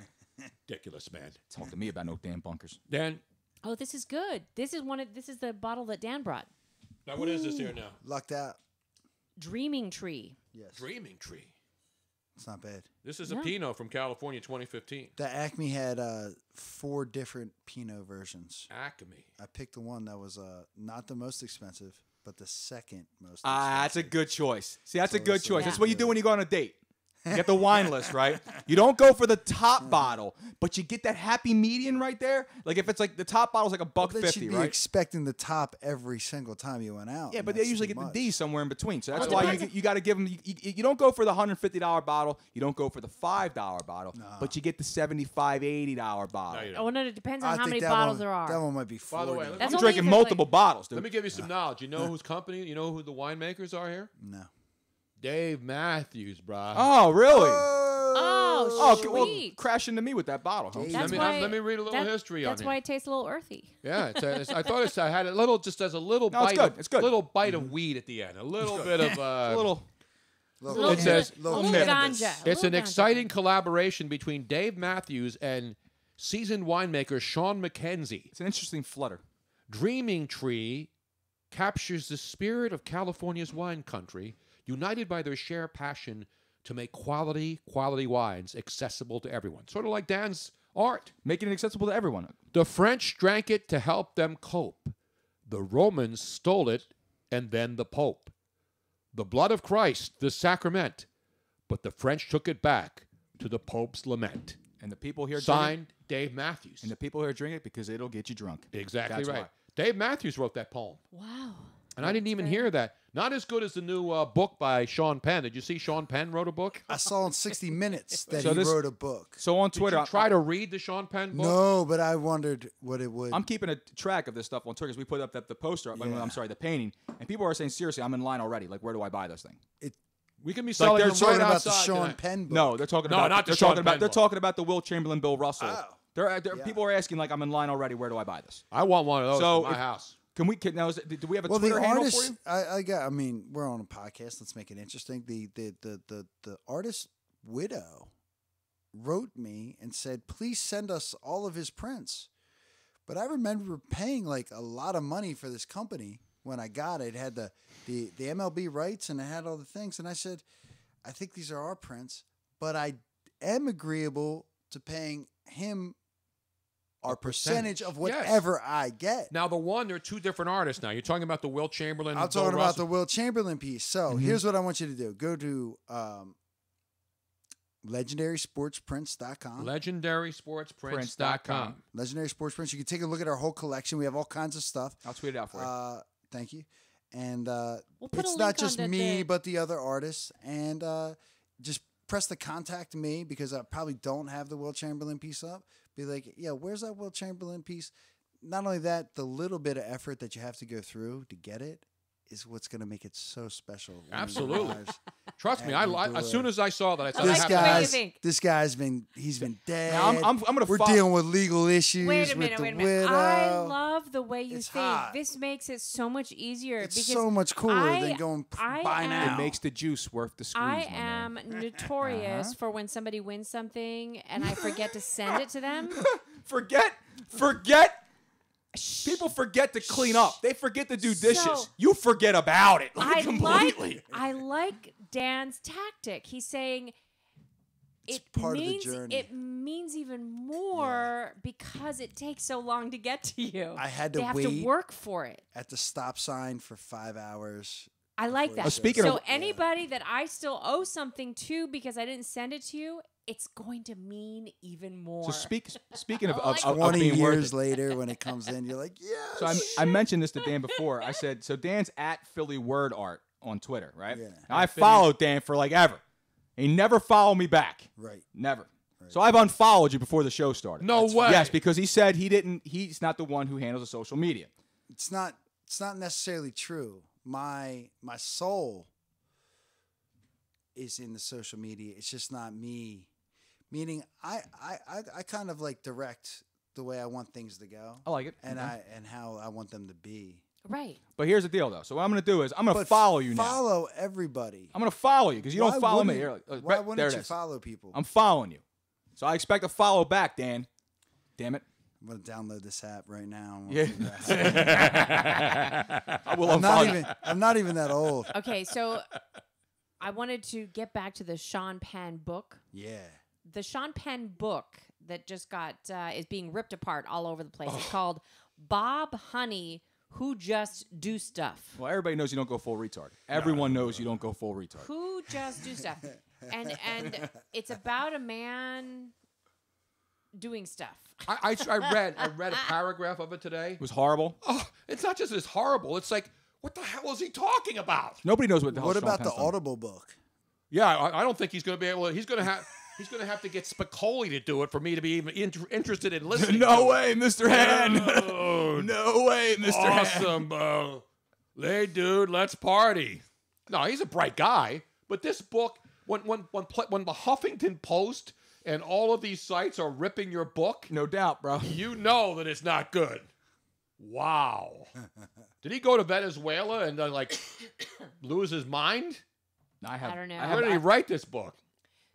There's like alliterations everywhere in this book. He said he thinks most half the people might hate it, half the people might like it. That's what I remember from his interview. Well, we have Sean here on the phone. We have tape? Yeah. Fantastic. You just drop in and just smack the lip. Whoop-a, whoop-a. Drop down, snap, and then after that, you just drop in, just ride the barrel and get pitted. Pitted, I hear you. Have you been pitted, Dan? Have you been pitted? I'm sure I have. Here are the... By the way, did you get pitted on St. Patrick's Day?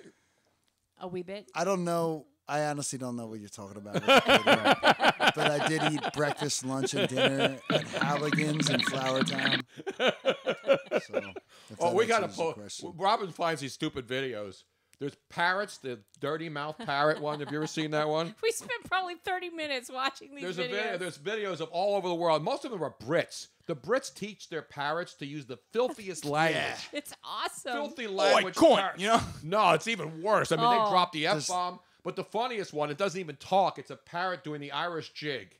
Oh, yes. It's absolutely the funniest thing you'll ever see. My dad sends me cats videos, and I wish he would stop. No, the cat, but the filthy mouth parrot one is the funniest ever. Okay, can I just read you the top 2 reviews? Yes, let's read the reviews on the Sean Penn book. These are the 2 top reviews for the new Sean Penn book. One, only gets the 1 star, and the other one gets 5 stars. But let me read the bad one first. An alliterative mess. Sweet Jesus, this book is absolutely terrible. It's not a bad idea, but the execution, specifically the actual line-by-line writing, is god-awful. He has a penchant for alliteration that is clever the first couple of times and then just becomes tiresome and then becomes completely distracting and then makes me throw the book out the window. And we actually have audio from someone else who was actually forced us down to read the book. Oh, let's hear it. It just fucking sucks. It fucking sucks to be out here with this out-of-control shit. I hear you. So this guy made it to page 22 out of 1,199. 1,199 pages of alliterations. Yeah. So he'll listen. I love alliteration. I mean, who doesn't, Tony? Most of my followers are illiterate. Exactly. So I mean, that's what. So and the word artist. By the way. What do you mean, you people? Now here's the flip side. This is somebody that loved it. So this is somebody the 50-50. that loves the book? Well, didn't Sean Penn say that it would 50 people would hate it? Yeah, he said a lot of people wouldn't. You know what that is? That's you're self-proclaimed Nobel artist. You know, no, you know what we call that? That's the Howard Cosell factor. Howard Cosell knew that half the people would hate him on Monday Night Football. And the other half of the people would love him, but they all would listen. Right. Yeah, that's the most important thing. Even if you're hating me, you're listening to me. Well, but there's a difference between watching and reading, because if somebody hates it, they're not going to read. Yeah. So here's the person that loved it. Does it say who the reviewer is? But they've already bought the book, though. So who cares? Well, some of these people are just exactly reviewers, right. And they get exactly. Seriously, you bought the book. You won, dude. He won. He's winning. So this is somebody that gave it 5 out of 5 stars and said, plot seems secondary to interesting style of writing. I rarely read a book in one sitting, but I was enjoying this book so much that I chose to put off my day's plans to finish it. What I loved the most was Penn's use of language, style of writing. I read parts of the book out loud to myself just to hear and experience the alliterations rolling off my tongue. I will definitely read this book again. Loved the dry humor. You would read 11. Listen, if you like the book, that's fine. I'm not telling everybody you have to hate the book. I am. I love alliterations, but not for 1,100 pages. Well, I mean, I read. You know me. I read voraciously. What? Yes. I am a voracious, and I read fast, I can't think of the last time I've read a book more than once. Can I tell you guys, I've never read a book, really ever. Neither have I. Cliff Notes, and I never really made it through Cliff Notes. I failed dramatically at my first state school, really by not going to any classes. And then I went to an art school that had no academics at all. Oh, I love that. I wish I had done exactly shit. And like, when I'm, San Francisco, you have the CISC and the CO, and sometimes I want to switch the C and the S, and they're different places. A little dyslexia. It's not a problem, but I never read a book until Audible books. And now it's on. So there is so much for people that are not into literacy, that don't read books. Just get yourself an app. Get into Audible books. No, people do that on vacation. They're driving. It'll literally change your life. Well, there's a lot of people. Like my son is mildly dyslexic. Yeah. And so he had a really hard time learning how to read, and he still struggles with it to this day. He's learned some coping mechanisms because we took him to therapy and all that. Yeah. But there's a lot of people out there that have just enough dyslexia that and you're smart enough to get by. Right. You can read. Exactly. It's not like you can't read. And it makes reading unenjoyable. Oh, forget it. People are asking, like, headache. If Tony, if we were to write a book, what would the title of the book be? Two chicks at the same time. I think if Tony's that would be the video version of it. Tony's book would be. Hey, shut the fuck up and go outside, all right? And then for myself, the self-entitled book would be. Like my asshole. Yeah, exactly. That would be my book right there, basically. People ask me to write it. I don't. We're blowing right to the break, by the way. I don't have time. Seriously, I don't have time to read full books. I don't. I don't either. I absorb so much information that I would feel like I would be wasting time if I sat down and spent 5 hours reading. The problem is with me is that it's not that I have ADD. It's just that I don't have. I can't lose myself in a book. I just can't. I can't concentrate on still words on a page. I can't. My mind. No. It's not about. I don't like to. I can't open a book. I have trouble opening. I can't say I can't because I can do a lot of things. But I have trouble opening a book and just reading the book and getting lost into the book. I just don't do it. I feel like I'm reading. It's like if I go to a beach. People go to the beach and they take a lawn chair and they read their books out there. I do better instruction from being told and from hands-on rather than written word. But see, that's there's just how I am. There's a difference between reading a book on a subject that you don't like versus reading a book where you can just disappear. Like that's why I read a book and I disappear. I am in the moment. I open a bottle of wine and disappear. That's usually what I am. Damn right. That's what I do too. And I will read.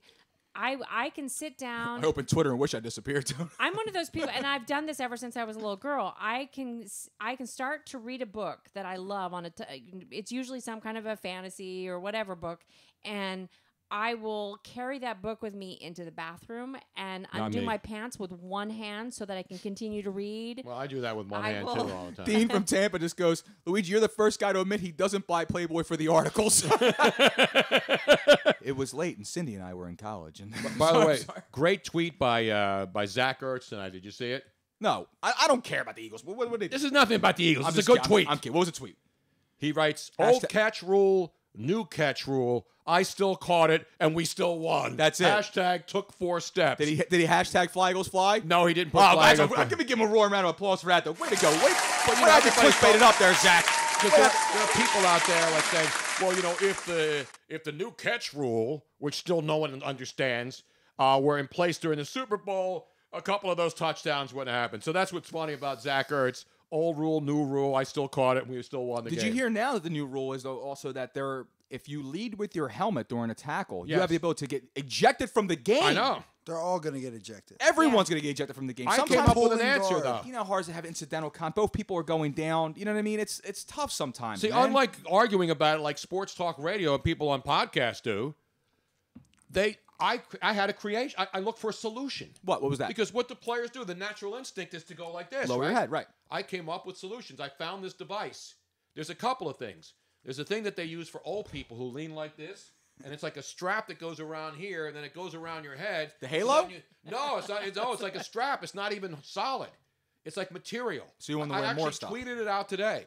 And so you put this around your head, and it wraps around, and then so instead of you leaning forward, it keeps you from going forward. And then you can get the Hans device that they use in NASCAR. It's basically like it keeps your neck perfectly straight. Right. Because it happened after the tragedies that were going on in NASCAR, Mm-hmm. with the death of Dale Earnhardt, because he didn't have a. Then they came up with the Hans device where. Well, that's to prevent whiplash, right? Yeah, but it also prevents your head from going down and snapping your neck. Okay. It's not just basic whiplash. It's like you break But your in neck. football, 200 miles per hour. They bend from the waist up. I mean, it's not like they're just bringing their head down. They're actually bending their entire waist. No, but a lot of it, your first instinct is to put your head down.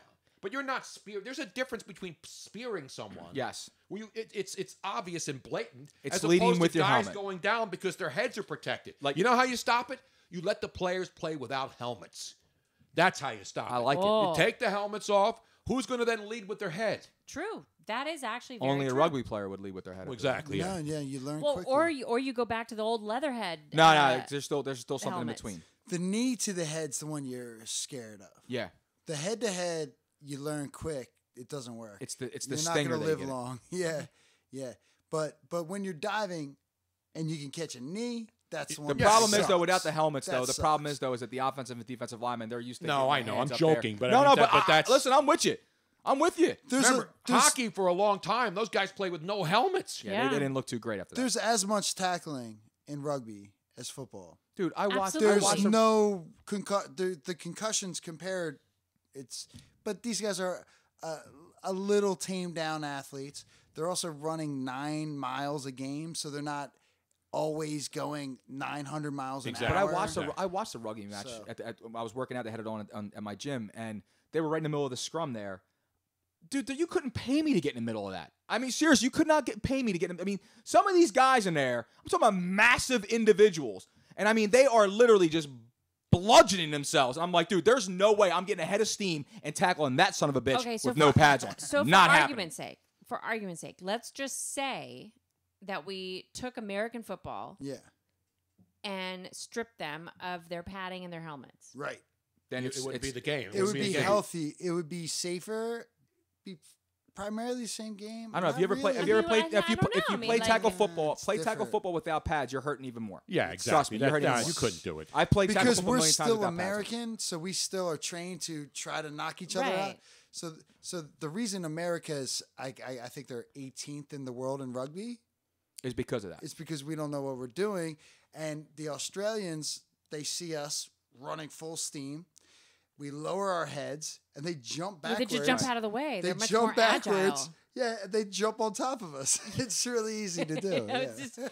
just- We try to kill everybody in there because yards don't matter the same way. It's a different game. All I'm saying is I'm glad that the Eagles won a Super Bowl before they changed all the rules again. No doubt. Although Dez still caught it. Dez caught so it. I So did pointed Calvin out the Johnson. other day. So if I had him on my fantasy team and I can go back to that game where he didn't catch it, but he did catch it, and the argument was, did Dez catch it? That was a catch. It was a catch all day. I know it was, but it was ruled not a catch.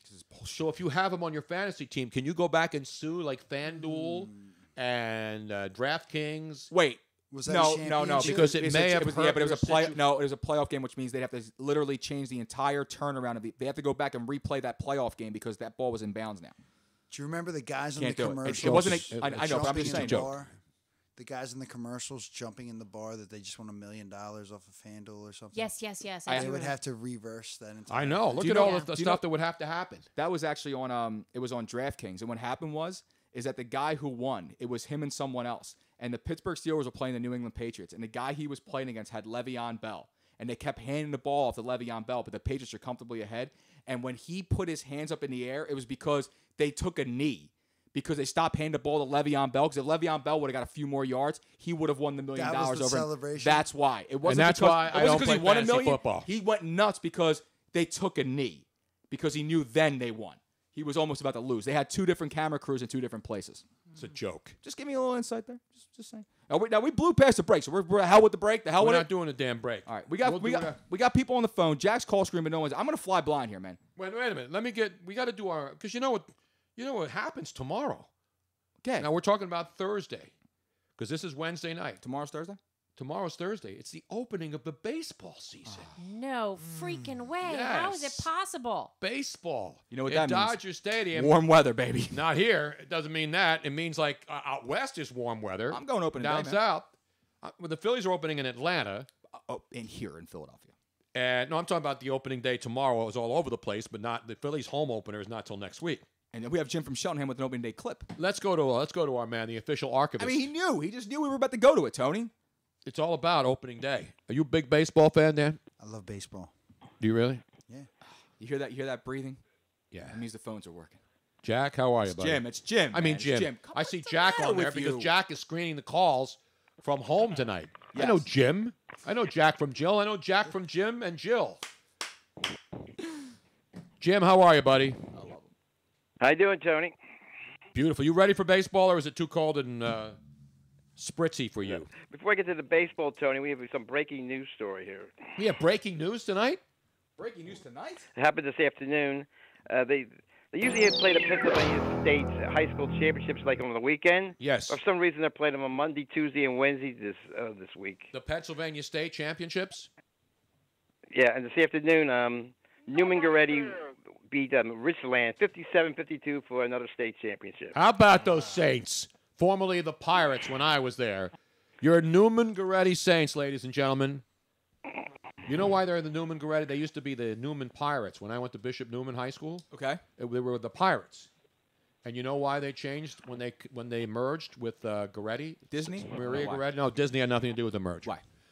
Because it's St. Maria Goretti and St. John Newman. So therefore, there's two Saints. So let's just call the team the Saints. It makes sense. It's so obvious, Tony. It wasn't after the great TV show, The Saint. Do you remember The Saint, Jim, the original TV show, The Saint? Oh, yes. You know who the Saint Roger was? Moore. Roger Moore was the Saint. Roger Moore. Who then became a Bond, but before he was Bond, he was the Saint. What was Roger Moore's car's name? You know who else was both a Bond and a Saint? Who? Who was in Remington Steele? Do you know, Robin? His name just went bleep. Yeah, in my what's his head. name? He was Bond? He was Bond as well, but he was also the Saint. He was? Yes. Pierce Brosnan. Pierce Brosnan. Come on, you want to test my knowledge? You think I have to go to Google Come to at come me, up with bro. this stuff? You come right at me is right. Remington Steele, he was the Saint and he was Bond. Now, Jim has a clip from because we also have Matt Guy who's on. Well, the line. it's a real old clip, Tony. This is when you were on the WIP morning show. Wow, we're going way back in a time way machine. Back, like 20-something years. Let's go to the tape. Yeah. It was like opening day at Veterans Stadium in 1992. Wow. Yeah. Did I predict they would win the And I think your pennant the two next year? partners had a bet. Mr. Cataldi said he could throw a ball past second base, throwing from the center field seats. Oh, okay. I love those kind of games. And Morgani says, no way you could do it. But Morgani forgot that there's AstroTurf at Veterans Stadium. And the ball hit the AstroTurf, start bouncing and bouncing and bouncing. And you end up doing the play-by-play. Let's go to the tape.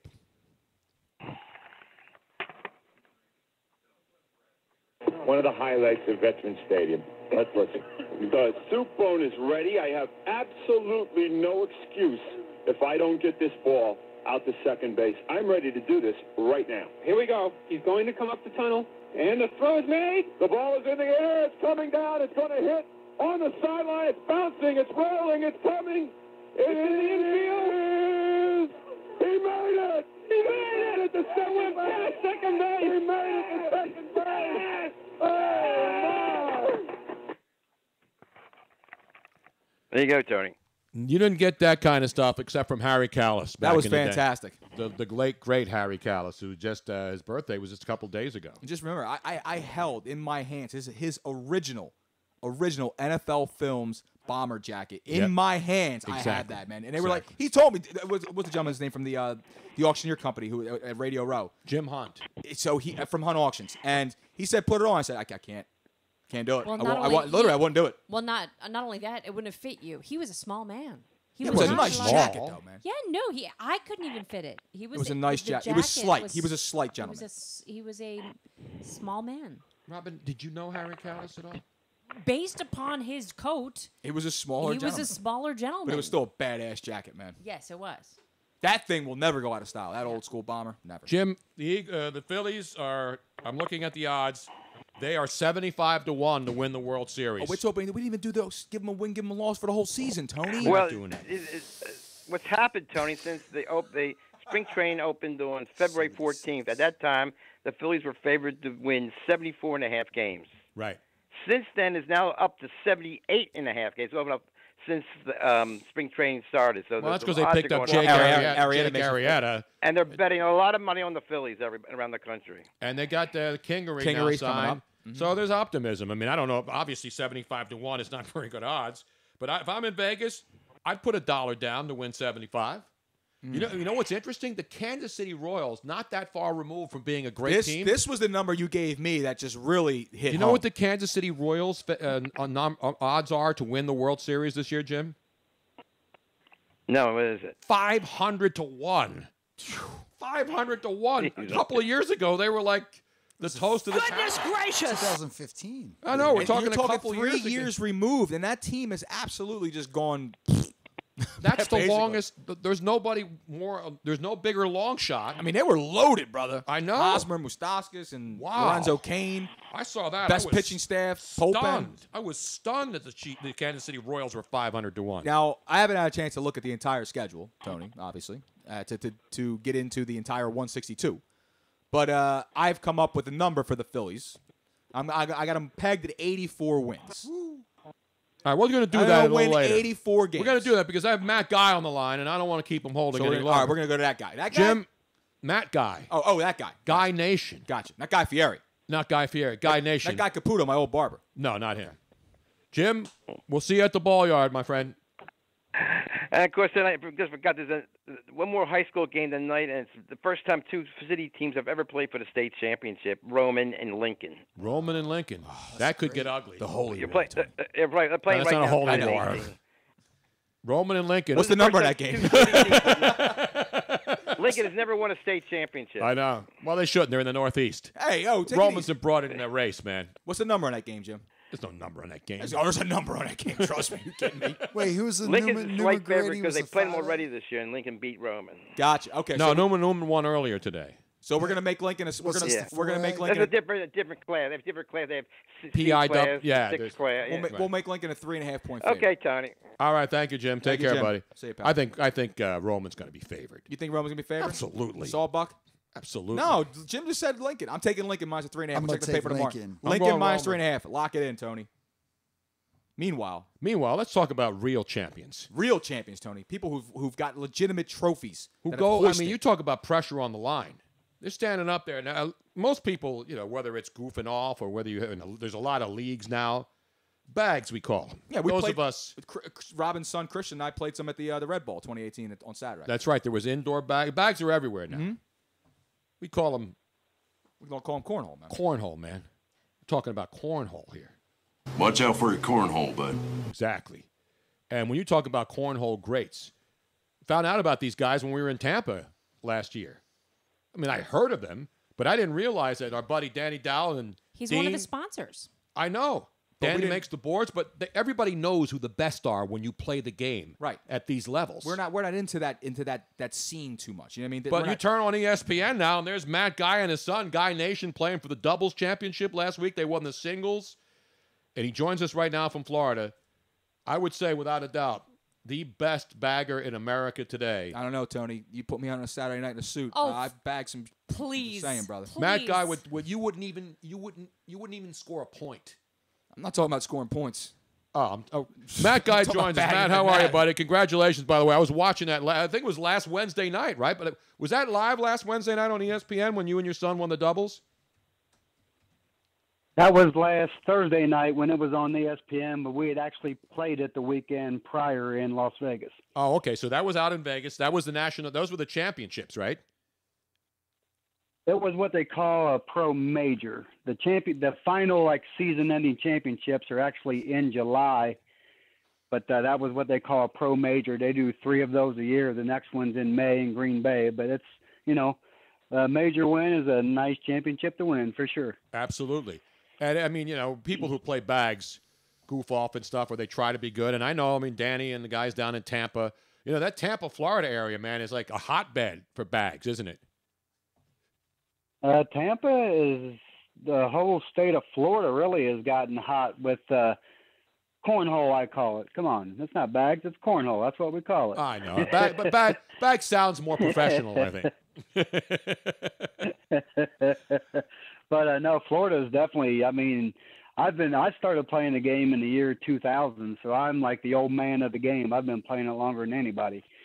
But it was probably 2008, 2009 when Florida started getting on the map playing, and it's definitely progressed for sure. So now your son is 24 now, and he's great too. And you Yes. guys are a team, Guy Nation. You have the whole thing. You got the wardrobe. Now, do you sell Guy Nation shirts? Because I know you have your names on your own bags there. So this is like an enterprise now. It's not just a father and son championship doubles team.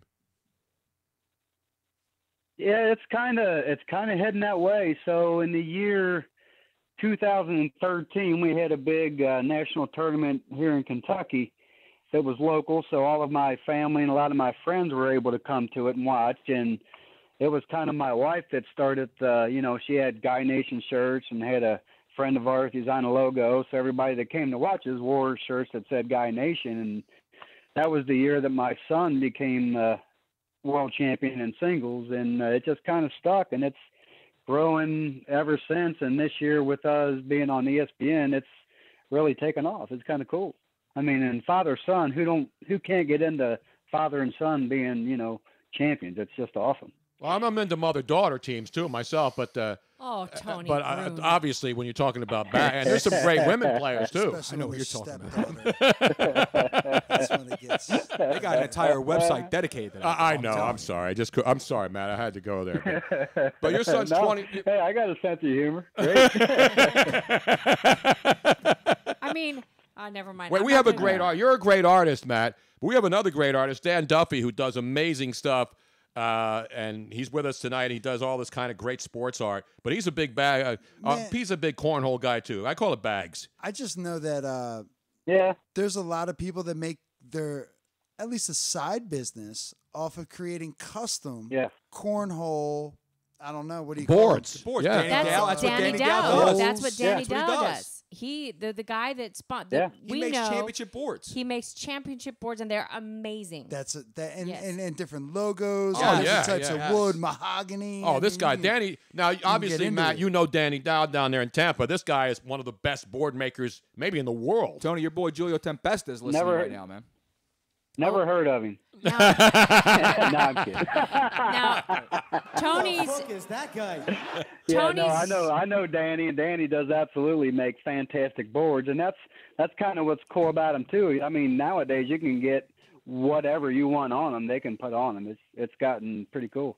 Yeah, it's not about the graphics. It's about the boards, the quality. The quality of the boards and how and the bags, slick too. they are. And then absolutely. And I had no idea that there are different types of bags. Like there are bags that for the kind that when you want it to slip, and there are bags that you want it to stick a little bit when you more. want to airmail it right into the hole. Yeah. I did not know this until I met Danny and we played against him, and I lost miserably. Have you ever airmailed it into the hole, Luigi? No, I always hit. I'm seriously. I'm You're right. one of the guys that I've slides. went in the wrong hole a couple times, actually. No, I'm not kidding. And that was not a pleasant surprise for that person. She cried, and I. No, come on, we're talking about. There's nothing like consoling someone during sex when no one's pregnant. All right. That's the wrong when you made a cornhole. mistake. That's the wrong cornhole. Sometimes it slips. What am I gonna do? There's juices flowing. Listen, Matt's a player. Sometimes you got a slippery surface. Matt's a player. He knows. He knows. You know, there's something that's funny, and then you take it too I've far. used that team name in tournaments before. Our team name was Wrong Hole. See? You asked me a question, I answered. What do you want me to do? Now, Matt, let me get serious for a minute here now, if I can. Now, are there Guy Nation groupies? I mean, when you're the best at what you do, and you travel around all over the place, there's got to be, like, I wouldn't call them lot lizards, but there's got to be groupies around, right? Like cornhole groupies. There are. We got some people here saying they love Matt. There are.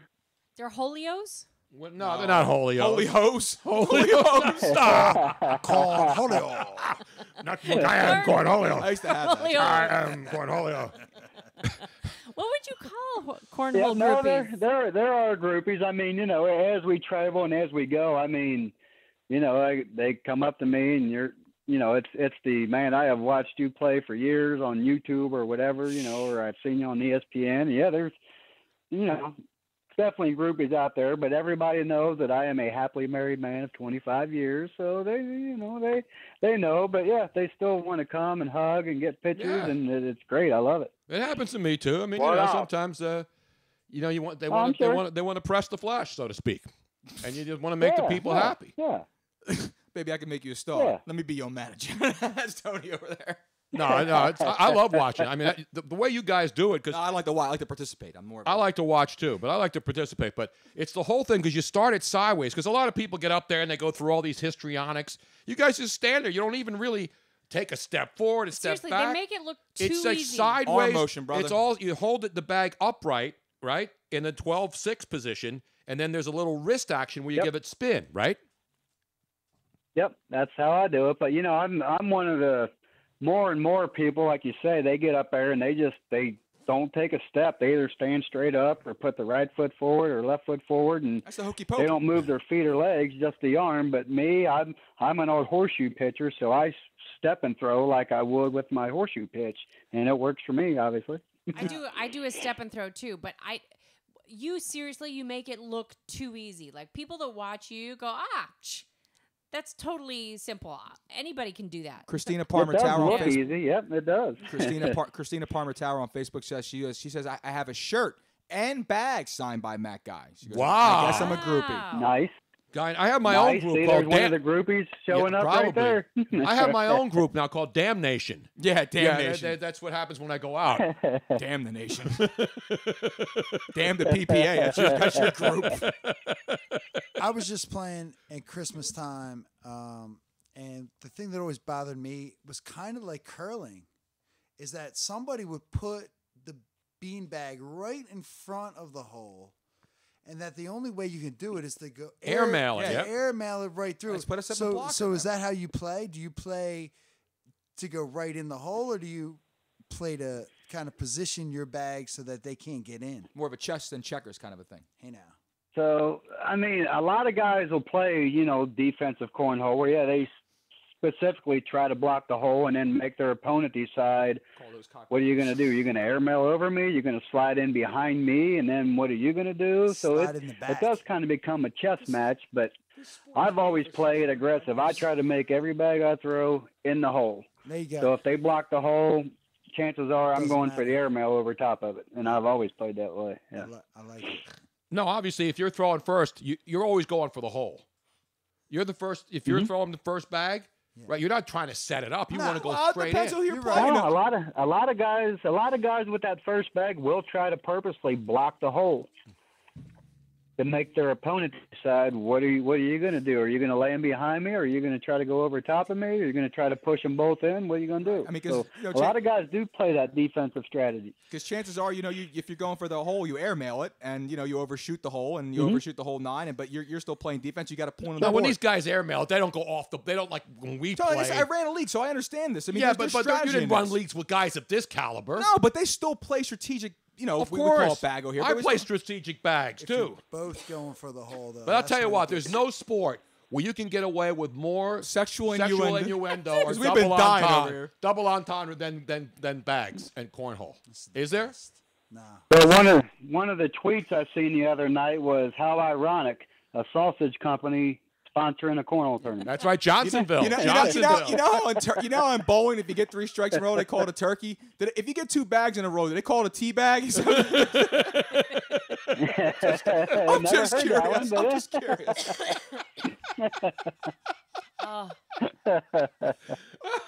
Tony got it. I think everybody got it.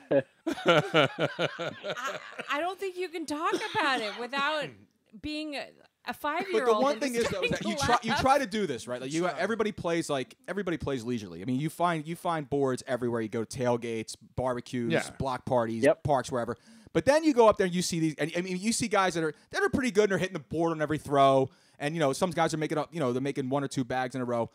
But then you see a guy like Matt play, and it's literally hole, hole, hole, hole. And it's just like, what?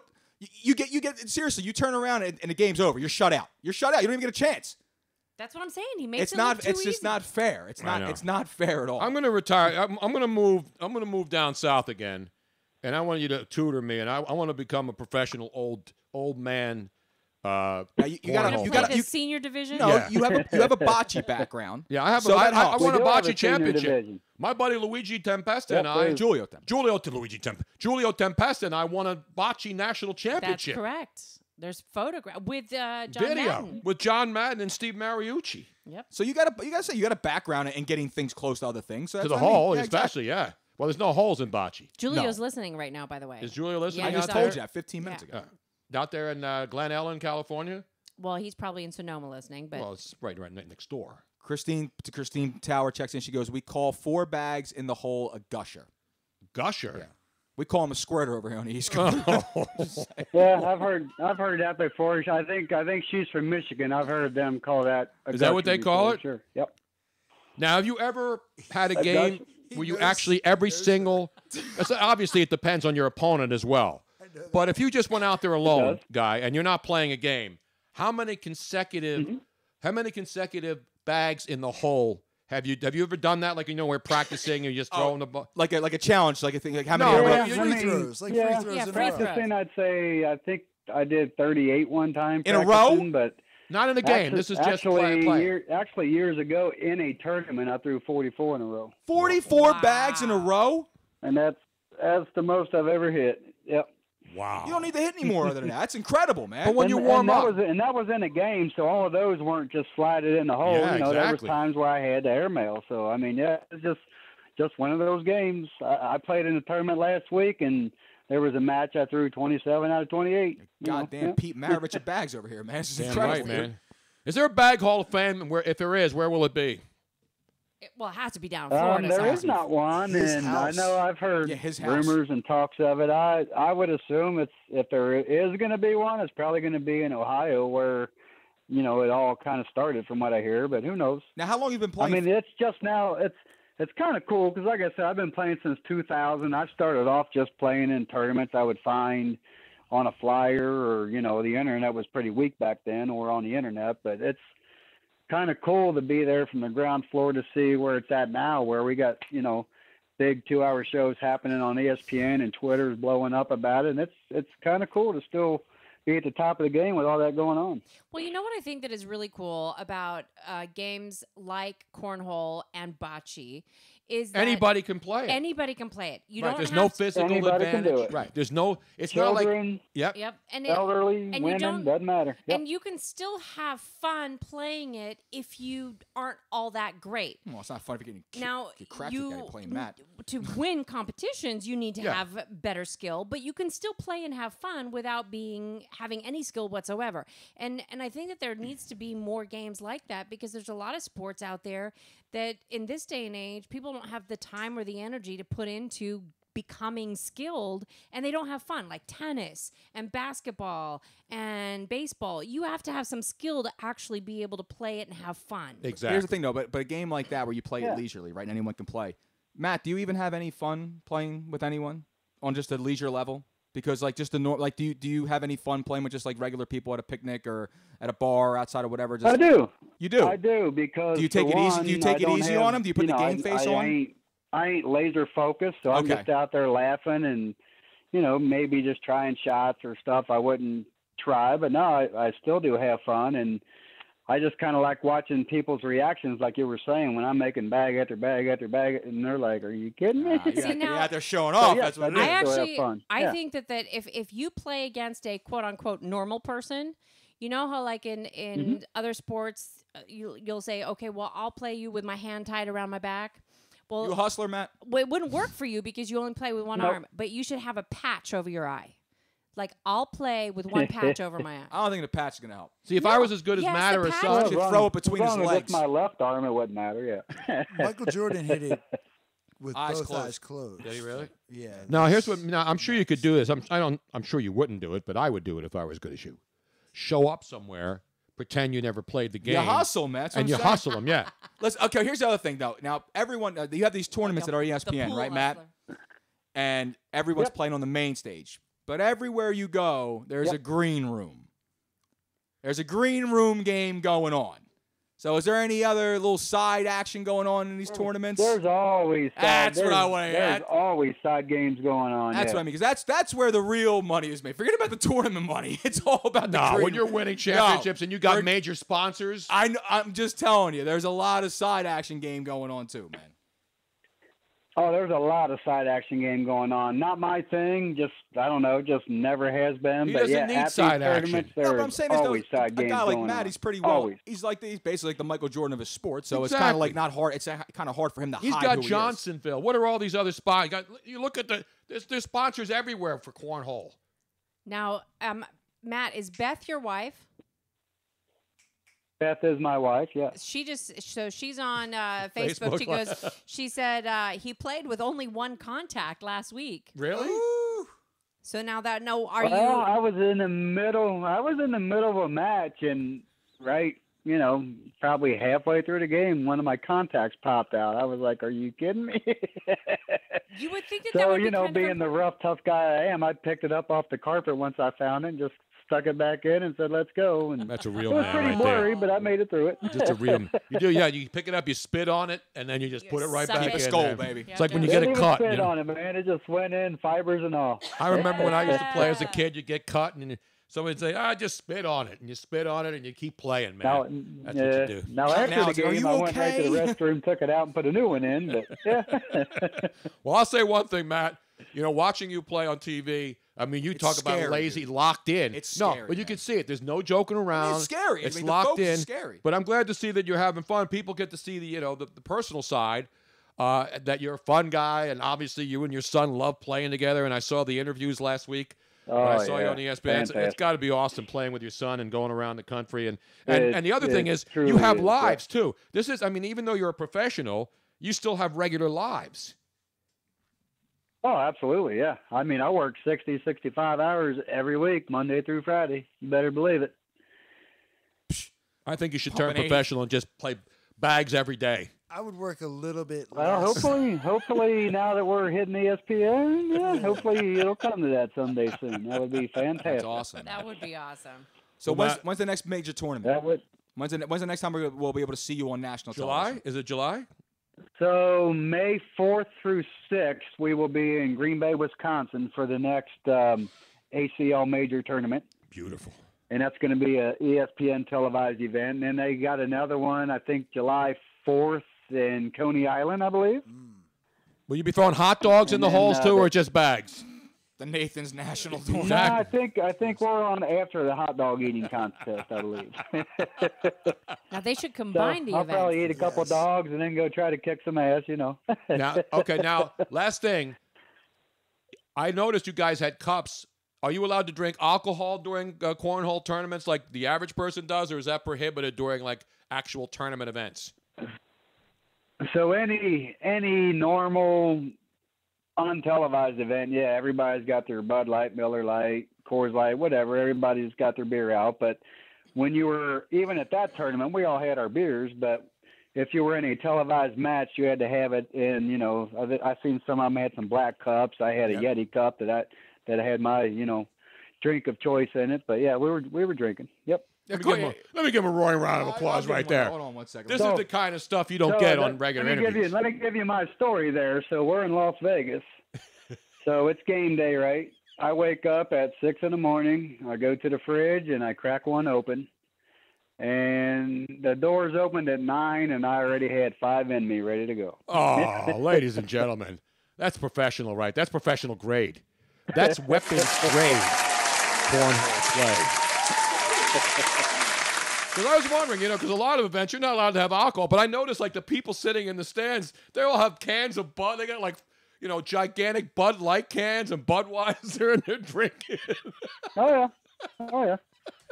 I like Oh, that. yeah. It goes. I mean, everybody that plays cornhole, tailgate, and whatever. I mean, what do? You play cornhole, you drink beer. That's pretty much part of the game. So, yeah. Like Tony and I, we actually get better the more we've had to drink. Damn right.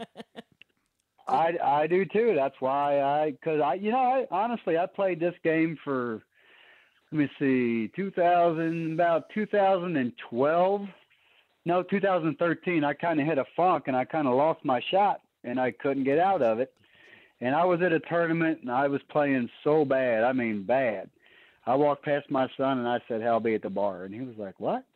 I said, yeah, I'll be at the bar. It's that bad. And he just looked at me like, all right. And I went, and I just told him, hey, I need something to drink.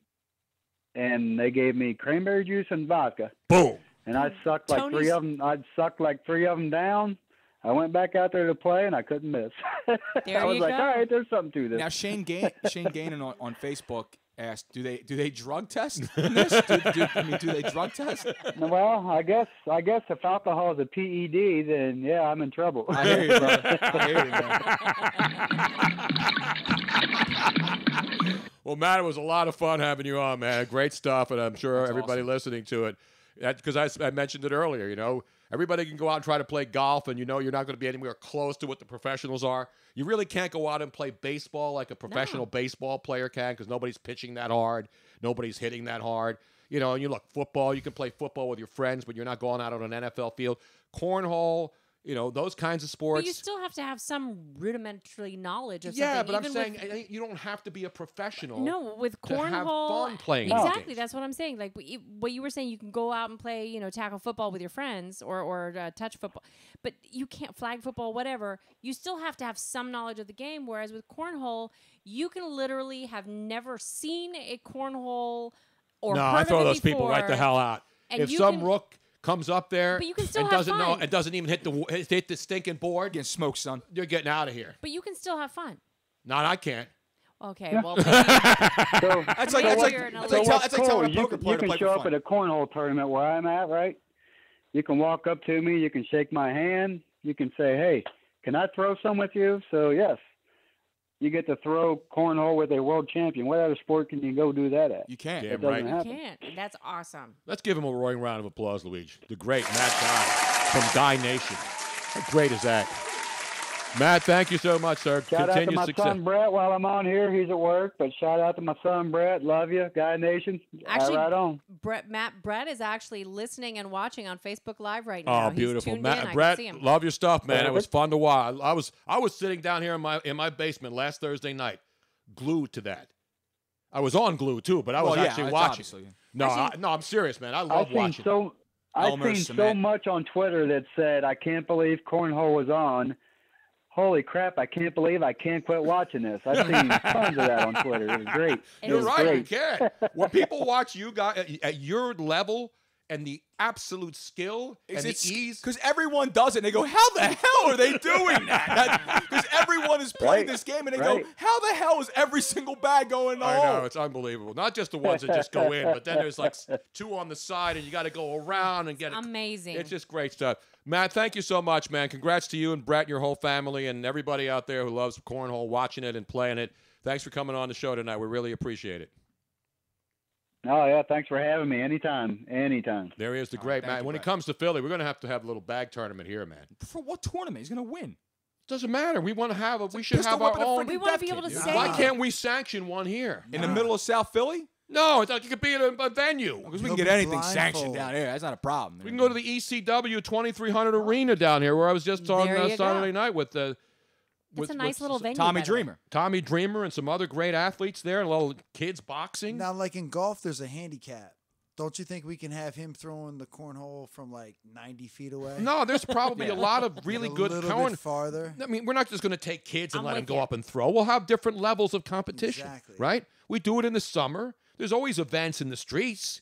There's always festivals. Around Passyunk Ave during that Passaggia. Yeah, we can shut down Passyunk Avenue. Right. And right? And they do a lot during the summer. Sure. I bet you we can get some custom boards made. Danny Dowd would make us some boards down If there. he ever brings his ass up here from Tampa, like he's been saying for the past 2 years. If we sanction a cornhole, like a big, not I'm talking about just a bunch of drunks out there throwing it around. Oh, well. I'm talking about a bunch of drunks throwing it around, but with some semblance of order. Speaking of that, we have Jose on the line, by the way. Yeah, there's always festivals right here. Exactly. We live 50 feet from a street where we could do a big time. You just take an entire block and you make that And the you do like a cornhole mix, turn. like match, like Coney a round Island's robin got kind of nothing. thing. Coney Island's No, they got nothing in on South us Philly. other than the beach, but the water's dirty and it's cold. It's true. But it's 4th of July, it's decent. I still wouldn't go. I bet you we could do it. Of course we could. You have this I mean, they have them in chicks Green Bay. eating. They have them in Coney Island. They have them in Tampa. They have them all over the country. Vegas. And let me tell you, Why we not need the to- Philadelphia International Cornhole Championships? And then we need to get It's the pothole capital of the U.S. Exactly. We We got don't even need holes boards. belong here in Philadelphia. Exactly. Just shoot for a pothole. That's what we could do. A pothole championship, Tony. That's what we can do. You throw tires and car axles and shit like that in there. That's what it'll Damn work. right. See what we come up with on the show? Speaking of coming up with stuff on the show, Jose's up. Is he up? Yeah, he's up. Now, Brian, you having fun so far, man? Danny. I mean, Brian. Brian's my uncle. Come on, That's man. close. Tony's shot. It's getting late in the program. You know why? It's not Who do that we far know off. that's named Brian? Brian Martell. No, Brian Duffy. Brian The Duffy. chef Oh, Brian, Duffy. Yes. Do you That know is Brian? my You know, uncle. Brian Duffy, the chef's your uncle? No. Oh, different Brian Duffy. I said no. The Duffys in general, we trying to. It's not really a common name, so there can't be any more we than one Brian multiply Duffy. like bunny rabbits. Yeah. I'm sorry, Dan. In I've only fact, known in Dan fact, forever. trying to get DanDuffy.com is impossible. You have the pitcher, the great pitcher, Danny Duffy, Mm-hmm. from the Royals, I think. Yeah, it is the Royals. He shut us down one time we played the Royals. There's a senator, Daniel Duffy. It's impossible to get. I if couldn't you- get TonyBruno.com. I had to get TonyBruno.me and .net. No, Tony Bruno Show. TonyBrunoShow.com. No, even TonyBruno.com. And the phones I went down. couldn't get TonyBruno.com because a realtor guy in the Bay Area took that. Not Tony Bruno Show. A-hole. TonyBruno.com. I know. He stole it from you. But it's his real name, though, so I couldn't Yeah, do yeah. anything. I even That's called the him on the air problem. when I was at ESPN and said, is your real name Tony Bruno? He said, yes. I said, you sell real estate for Century 21. I said, why don't you just have Century? Why do you have Tony? And he actually admitted that the reason he made it TonyBruno.com you. was because people knew me in the Bay Area. And I said, so when people would look up TonyBruno.com and they saw that you were a realtor, they automatically decided, well, it's not. You're not the Tony Bruno I was looking for. You got anything for under $3 million in the city? Like a $3 million one-bedroom condo in San Francisco while I'm on the phone with you? I mean, who accidentally looks up Tony Bruno thinking it's me, and then buys real estate in San Francisco, one of the most expensive real estate markets on earth? I was going to look for some fun and games, but No, he was a nice guy, though. No, he was not. I called him again after years. And then somebody bought TonyBrunoShow.com and then tried to charge me $1 million to get it. Yep. $1 million? And then I got him down to like 100, and he finally sold.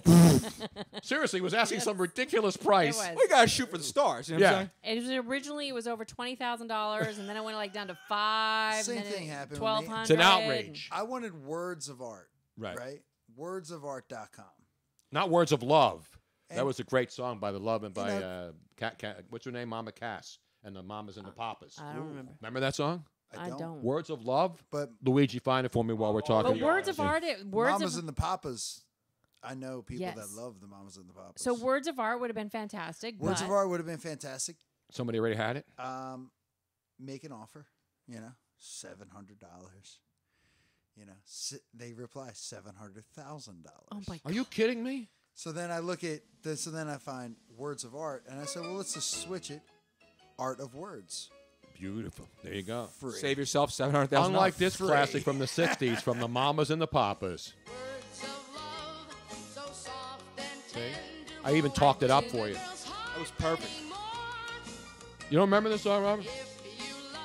Then you must send her somewhere where she's never been before. Worn out phrases. Song sucks. No, it doesn't. Wait for the hook.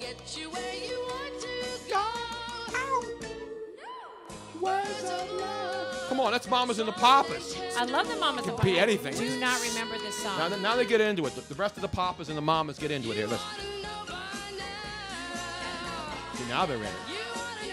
That's what great stuff Song back in those days. Sucks, man. Mamas and the Papas, the Cal Sills, the Partridge they Family. used- She's a big girl. Yes, she was. Yeah. They used that chorus for something else. For like I've heard it on TV shows. They or use all these old commercials. songs for Better commercials song. now.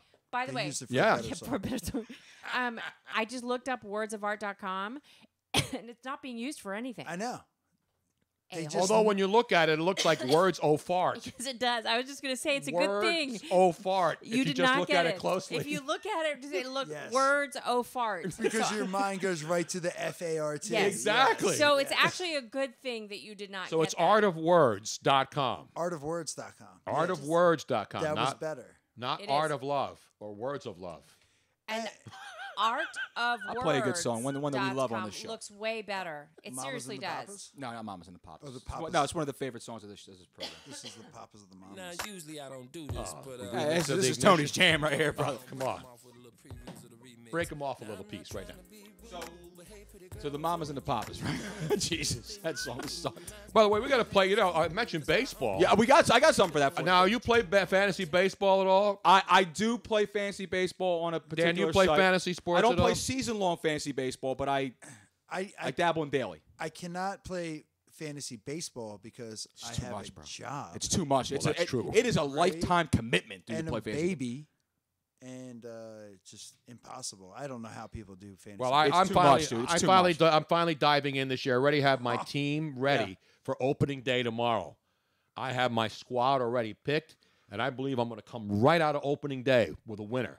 Let's show everybody. Let's play everybody. You want me to tell them your fantasy Tell team? everybody my fan. I'm going to give you the starting 9 for the Tony Bruno Show fantasy baseball squad. All right, let's go to it then.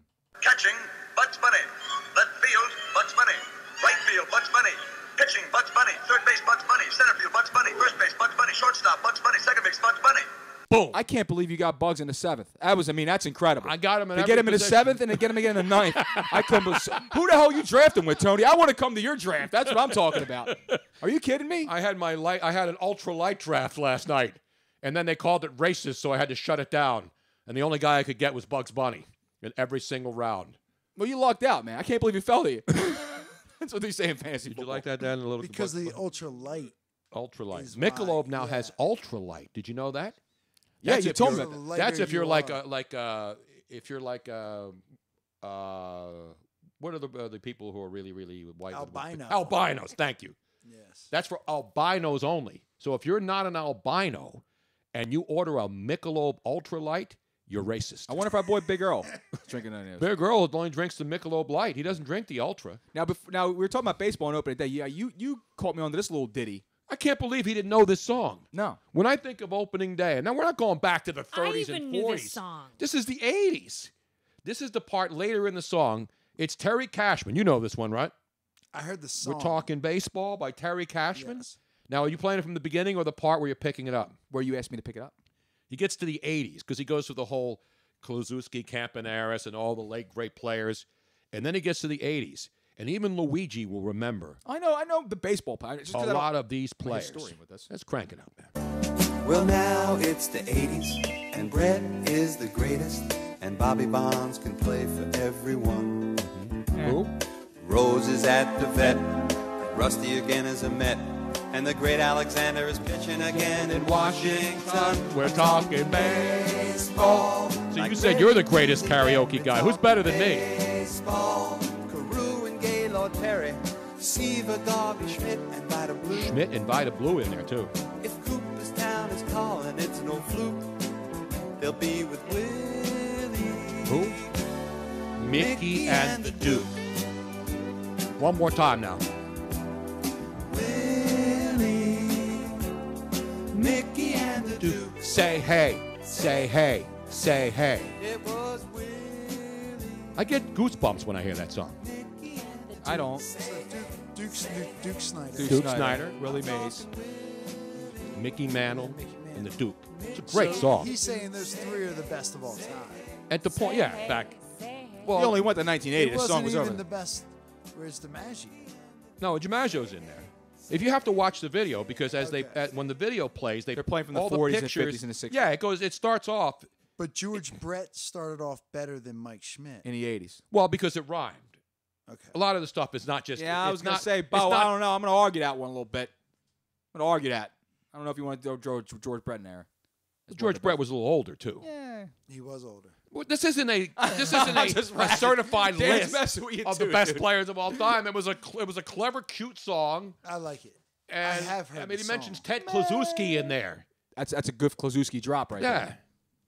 Are you criticizing that song? We criticize everything in this podcast, don't you know? Well, I It's didn't. not my style I to hear do you. that on the show. I thought that's why I was here. To criticize? Now, you have anybody you want to criticize tonight? Because you're a pretty positive guy, Dick. No, but my friends have wrote me text messages of Are they ripping this show? incorrections. Apparently, You have with corrections and retractions on the show? It's pretty good. Good. Jake Oriema. You combine Gino Oriema. Did you say you didn't say Arietta? It's Jake Arrieta. I think I said Gino. I think I said Gino Oriema. I'm gonna wait till the absolute end of this to give him But one. I'll blame so the wine. You're Because I blaming the knew- wine. We blame it on I the Vok. knew who I was talking Yeah, about. I thought you said Jake Oriema. Okay. Go ahead. What else we got? Gino Oriema is a great friend, another Philly guy, one of the greatest coaches, not just in women's college basketball, period. He also said I took a sip out of an empty glass of wine. Did you really? Is he watching? He was watching. Yeah. Ha ha ha ha ha. We have a So sip. that was it. That's That it. was You got ripped for take. There's For still a just little. those two. There's just a little. No, there's a yeah, little. it was yeah. Was it completely empty? Yeah, but the Gino, I'm so happy we have Gino Oriema's. That was a I mistake. missed it, or I would have. We would have corrected. I see. I don't mind being correct when you make a mistake, and somebody corrects you right away. I don't have a problem. with Look, that. I might not always be right, but I'm never wrong. Well, Exactly. people always correct you. Oh yeah, I don't immediately. mind it. And you combine names all the time. Robin's got some. Now, Facebook I have a Shane Gainan. It says, is Luigi wearing his Michael J. Fox outfit from Back to the Future? What's with the way my life's been going, you're lucky this thing isn't bulletproof. The one I'm wearing, all right, brother. This vest. What's up with the I'm with taking the bubble, shrapnel from the all over the place. bubble vest there, man? It wasn't that cold out today. It wasn't that warm. I threw the vest on, man. He's wearing the haircut though. It is. I'm Michael going J. Michael J. Fox. Fox. Yeah. It is Michael J. Fox. See, and I like it a little bit longer. He keeps wanting Right to part. cut it short. You got like 6 layers on here. What is this? I guess you kids you are back ready. in Minnesota for the Super Bowl? I don't think you kids are ready for this yet, but your parents sure loved it. So just let you know. What? Nothing. You know, it's missed- from the Back to the Future drop. Oh, okay. I I'm totally sorry. missed Your it. parents will love it. I Dude. get It's from Back to the Future too, when he was. Was it this? I didn't doing say I only Johnny saw Be the Good. first Thank one. God he said that What? about the Back, Back to to the the Future. Future? We would have had nowhere to go. See, I don't. Totally. I'm one of those guys. Movie He said lines, Michael J. I'm just throwing it out there. No, it's a great poll because If I he just just don't said remember your quotes. parents would love it and ended it, that would have been a disaster. Right, but I didn't. I avoided a disaster. I am the king of a dumpster fire here, Dan. Do you understand? I know how to make it roar, just proud and loud. Come on. Meanwhile, should we go to Jose? no, because he's No, gone now. the phones The phone went down. system crapped out Yeah, again? It's not that it's just I'm not trusting it right now. See, You're not trusting the phone process? I never trust the damn phone process around here. You kidding me? Sixers up now, 6.5 minutes on the New York Stinkerbockers. I've yet to get to a game, man. I'm just go to a playoff game. I think I'm just gonna go to a playoff game this year. The hell with it. They're in. I'm gonna go to opening playoff game.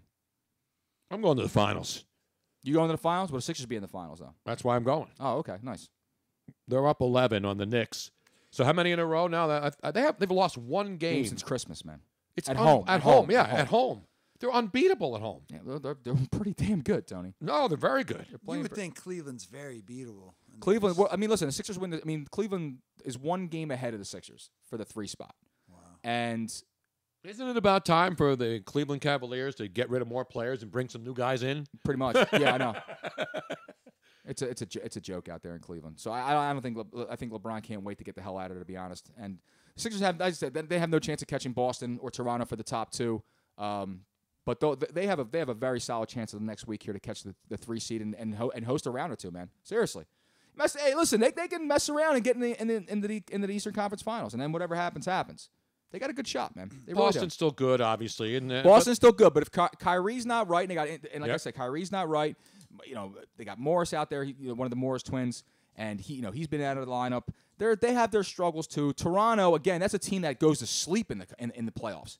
I mean, they go out there and somehow, some way, Kyle Lowry just forgets how to play basketball in the playoffs. It's too early to start breaking down the NBA. I'm not breaking down. I'm just telling you, just history repeats itself. Is what I'm saying. Is that for some reason, DeMar DeRozan is the only guy who shows up for the Toronto Raptors during the playoffs, and he can't do it by himself. That's all I'm saying. I just have this one final thought as we approach big weekend. Well, the Masters. also, don't forget the Masters. No, don't forget the Villanova. Your boys Villanova in the Final Four, buddy. I know. Will they do it again? Will they cut down? They got to get through the juggernaut of Bill Self and the Kansas Jayhawks. I know they do.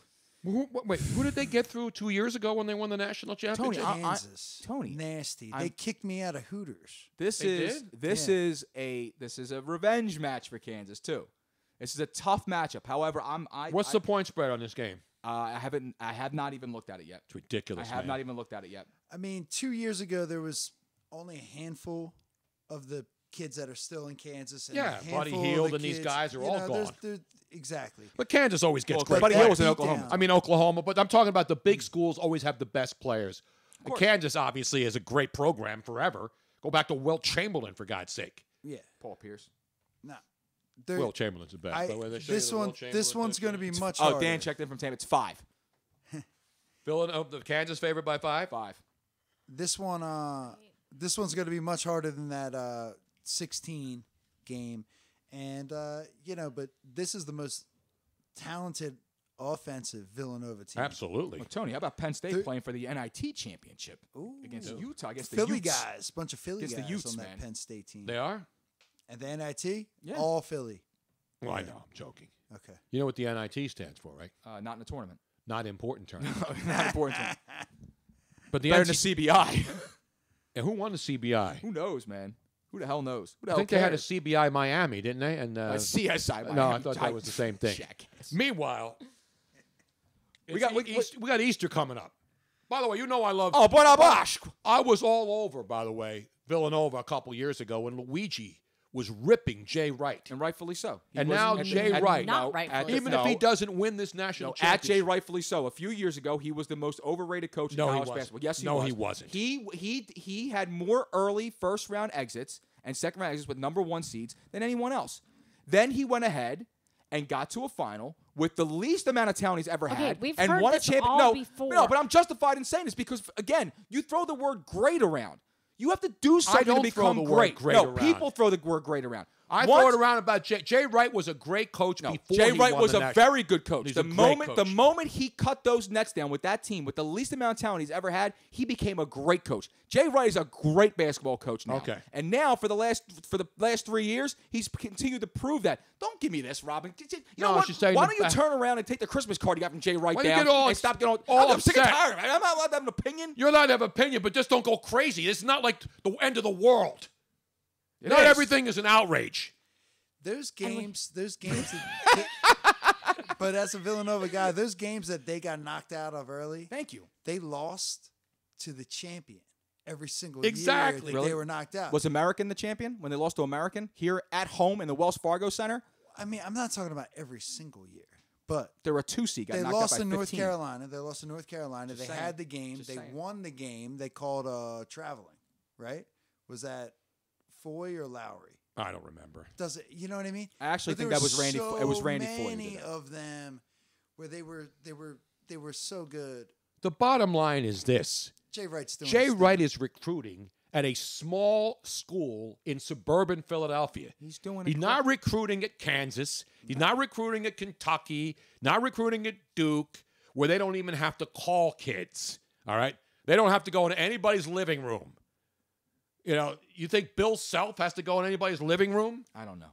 You think you name all these great You think coaches? Jay Wright's going to a living room? Yes, he does. He still goes Well, in the all living these room. coaches, all Not these Sonny coaches. Hill's living room. No, though. it's hard to get in Sonny Hill's living You're room. damn right. Now, Dan, you've been in Sonny Hill's living room, No, haven't you? I want to. You want to get in the living room? Yes. You've been in the Tony Bruno cellar now. Though. Well, this is the first step. Yeah, you got to work from the cellar to the living room. Exactly. Once again, though, what's it called now? Their latest piece. My latest piece is called Championship Parade. Championship Parade. Yeah. You got to have one. It is up on your screen right now. I write words to make images. So That's what he does. yeah. Imagine little tiny pixels are little tiny letters, and they form Except out. this isn't some CGI computer generated. No. No, I do it by hand. I do it Exactly. by Everything's hand. done by hand. It's all inside. Luigi your does head. all of his best work by hand, too. Hey, That's now. right, brother. Right and left. I'm ambidextrous. Ooh. Do you sometimes sit on your hands beforehand? I remember that always was You mean the stranger? the trick. Yeah. Yeah. No, I never wait, did. wait, I usually do the I liar have so we can to- jerk Oh. off and call your friends and tell me you got laid. Miss Robin doesn't know. Miss Robin I doesn't have to, know. I don't have know to have this that one either. explained to me. Why Oh, would sitting we on were your hands we were make gonna a write, difference? buddy Steve and I were gonna write a book about all the different types of different Yes. masturbation terms that there are. Right. You know, But there's wait, like the The stranger. one Somebody is has to called the explain to me what- stranger. Yeah, Why do you have to sit on your hands? because it numbs the hand And it feels different. and it feels different. It feels like somebody else made it. Robin, I hate to do it. I never even heard of it, but even I figured that one out. Let me Okay, give you one of okay. those right now, But Robin. this entire time, But Tony's Tony's then been you're- asking me he could sit on my hand the entire show.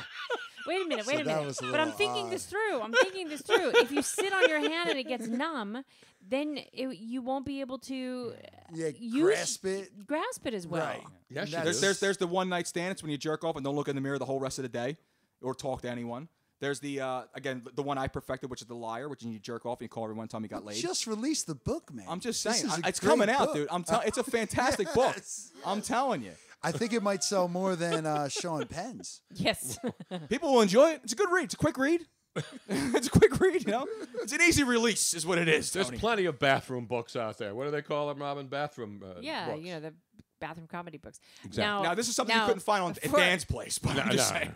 For those of you that just want to laugh, you can just go back and listen to when we were talking about cornhole. Luigi and I mean, I felt like a stupid 5-year-old. Busted up. I was busting. I'm like this to Robin. And if you heard a snort, that was me during the interview. It's impossible to have a cornhole conversation. I'm talking to her, I'm like, it's too easy. It's just too easy. It is. I You don't even have to tears. try. No. You don't even have to try when you're talking cornhole. How I do want to you- be on the ESPN because those guys are way too serious. I know. Somebody should be doing cornhole the Announcing. way that the Westminster Kennel Club dog show was done. Absolutely. On the movie with Best in Best Show. in Show. Yes. That's the kind of commentary It has that's to be required. all double entendres. Yeah. Now, of course, it's serious because these guys are professionals. yeah, and yeah. You can't do it like we are right next to them. It's like a golf tournament. You do it in a whisper. But when So that the players aren't when Matt distracted. was talking about, you know, Is it all? He's like saying you put you know that they lay it down and if smack another 'em, yak 'em. when another guy puts it in front of the hole and then you have to come in behind him. That's just like I was losing it.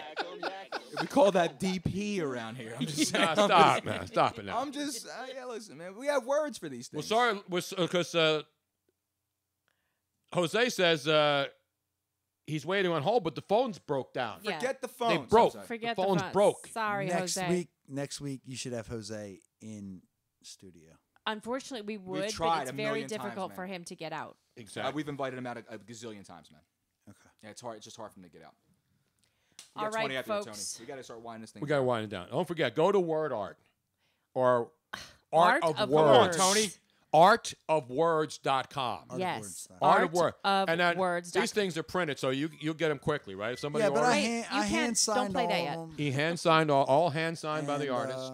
yeah. Suitable. Now you could buy them framed, and you frame them, but it's more expensive, obviously. Yeah, it's more expensive, but it's probably less expensive than if you took the print and just took it to your local framer.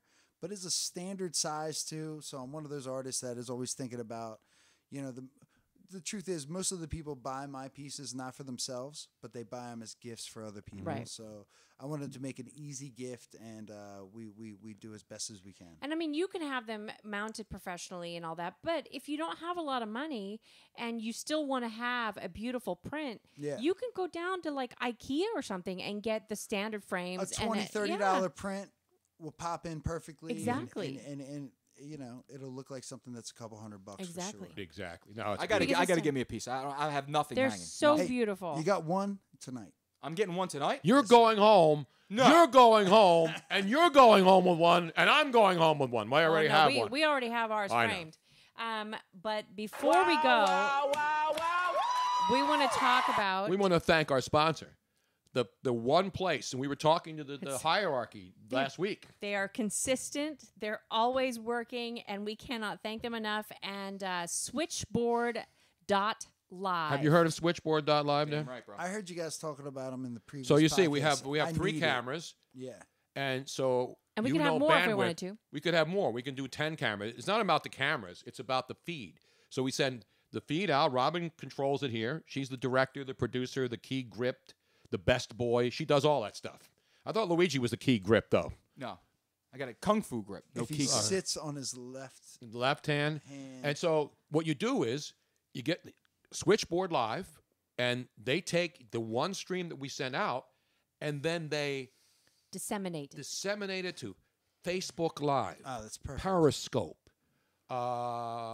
Who else? Well, we send it out to 4. So we YouTube. YouTube, Twitch, Facebook, and Periscope. But there are so many more that Right. you could send them out. They don't just to if send you it out wanted to the 4 that we're using. Not They only can that, send you it could out to just stream it on unlimited your website. video sites. They could even stream it to a website immediately. So, Yeah. like, if we wanted Exactly. to have so here's the thing that's really cool. We happen to use it for the podcast, but if you are doing video for a church service and you wanted to have people that are at home have access to it, you could have it for that.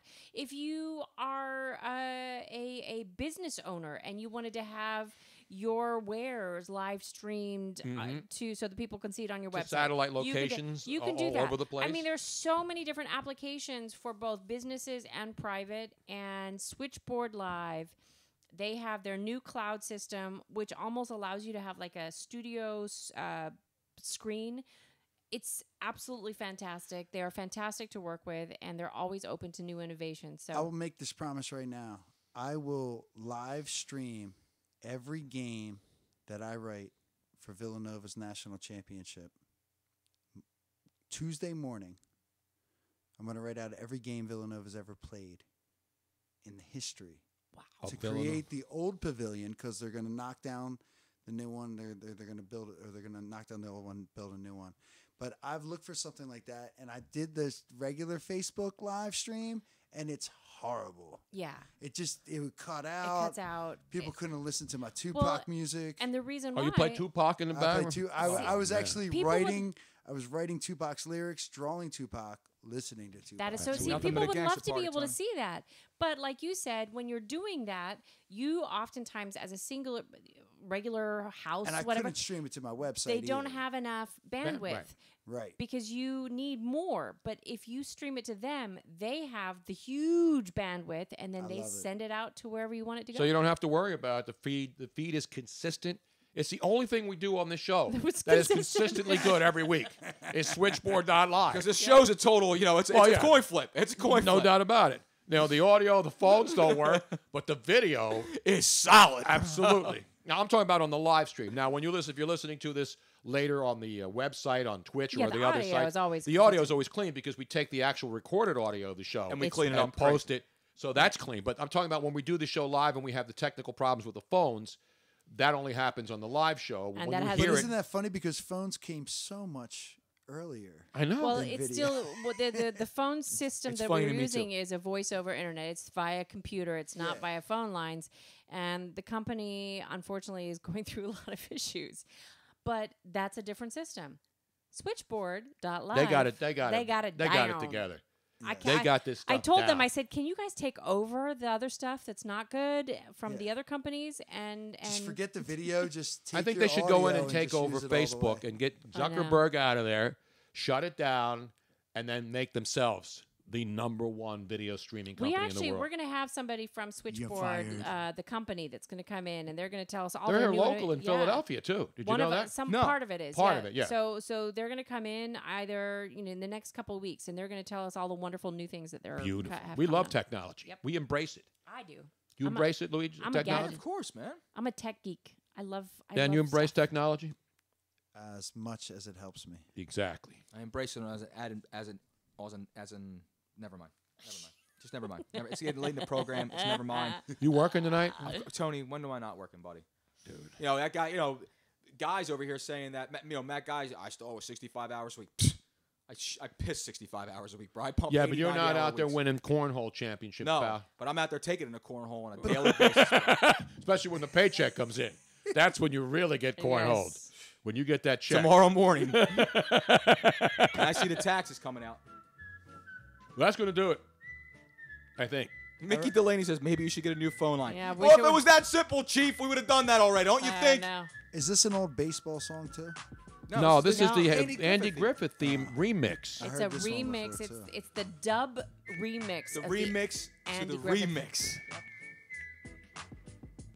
Here he's got a bass beat in. You got to have a bass beat. It's the dubstep remix of the Andy Griffith theme. Dan Duffy, he's the best. Seriously, I've been fortunate to know a lot of artists. This guy Simply the best at what he does. I I don't know actually- anybody Original else. as hell, man. Yep. When he was making the photo, the art of you and Josh, I watched him for like half an hour. I was mesmerized. So I know people would love to watch you doing it live. I was there, bro. Tony, I was actually there live that day. As You a were fan. there watching? Yes, I was. You like? I thought you said you didn't like to watch. No, well, I couldn't participate in the show at that time. I don't like when people watch because that means I have to put pants on.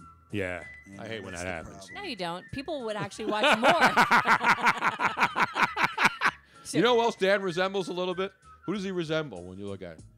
Frank Caliendo a little bit. Oh, Yeah. I see a I'm little bit of that. much taller and handsome. No, I know, but I'm saying like Well, you at are certain definitely angles, taller. I'm like his taller, bigger, better more looking, bro. handsome. Yeah, no, but I mean I know brother. Frank really well, and when I look at you, So we call him Frank Caliente, Exactly. not Frank Caliendo. How about that? Exactly. See, there we go. Brian, good. I'm so glad you got to come by. Brian. man. Dan.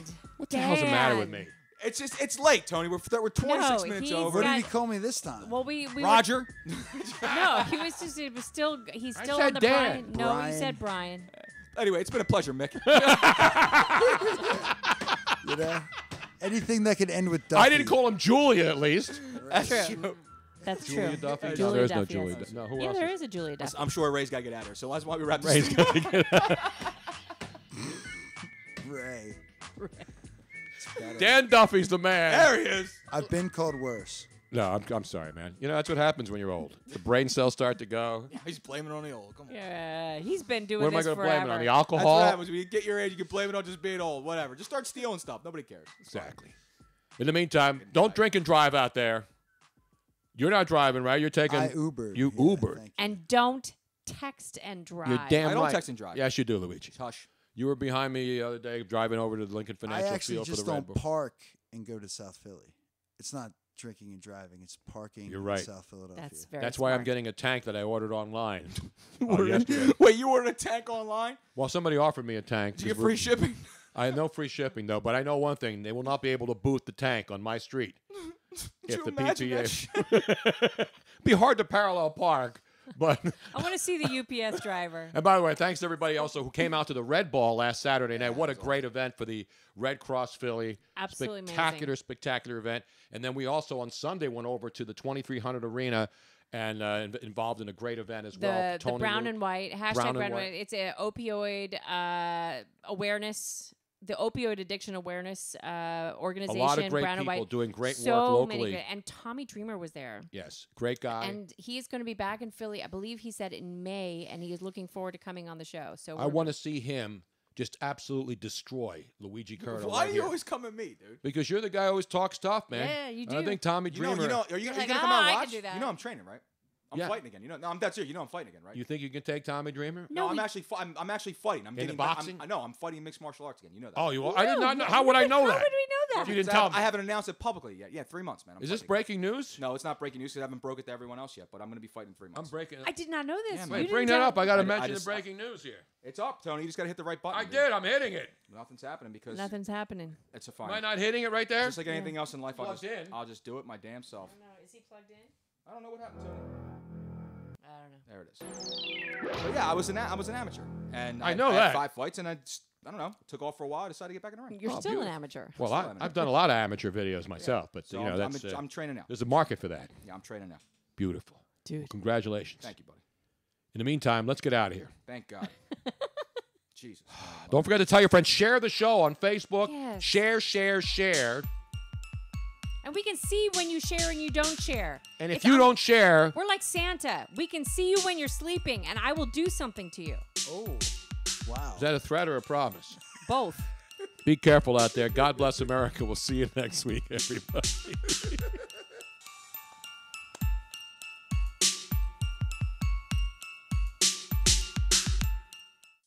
We now return control of your television set to you until next week at this same time, when the control voice will take you to The Tony Bruno Show.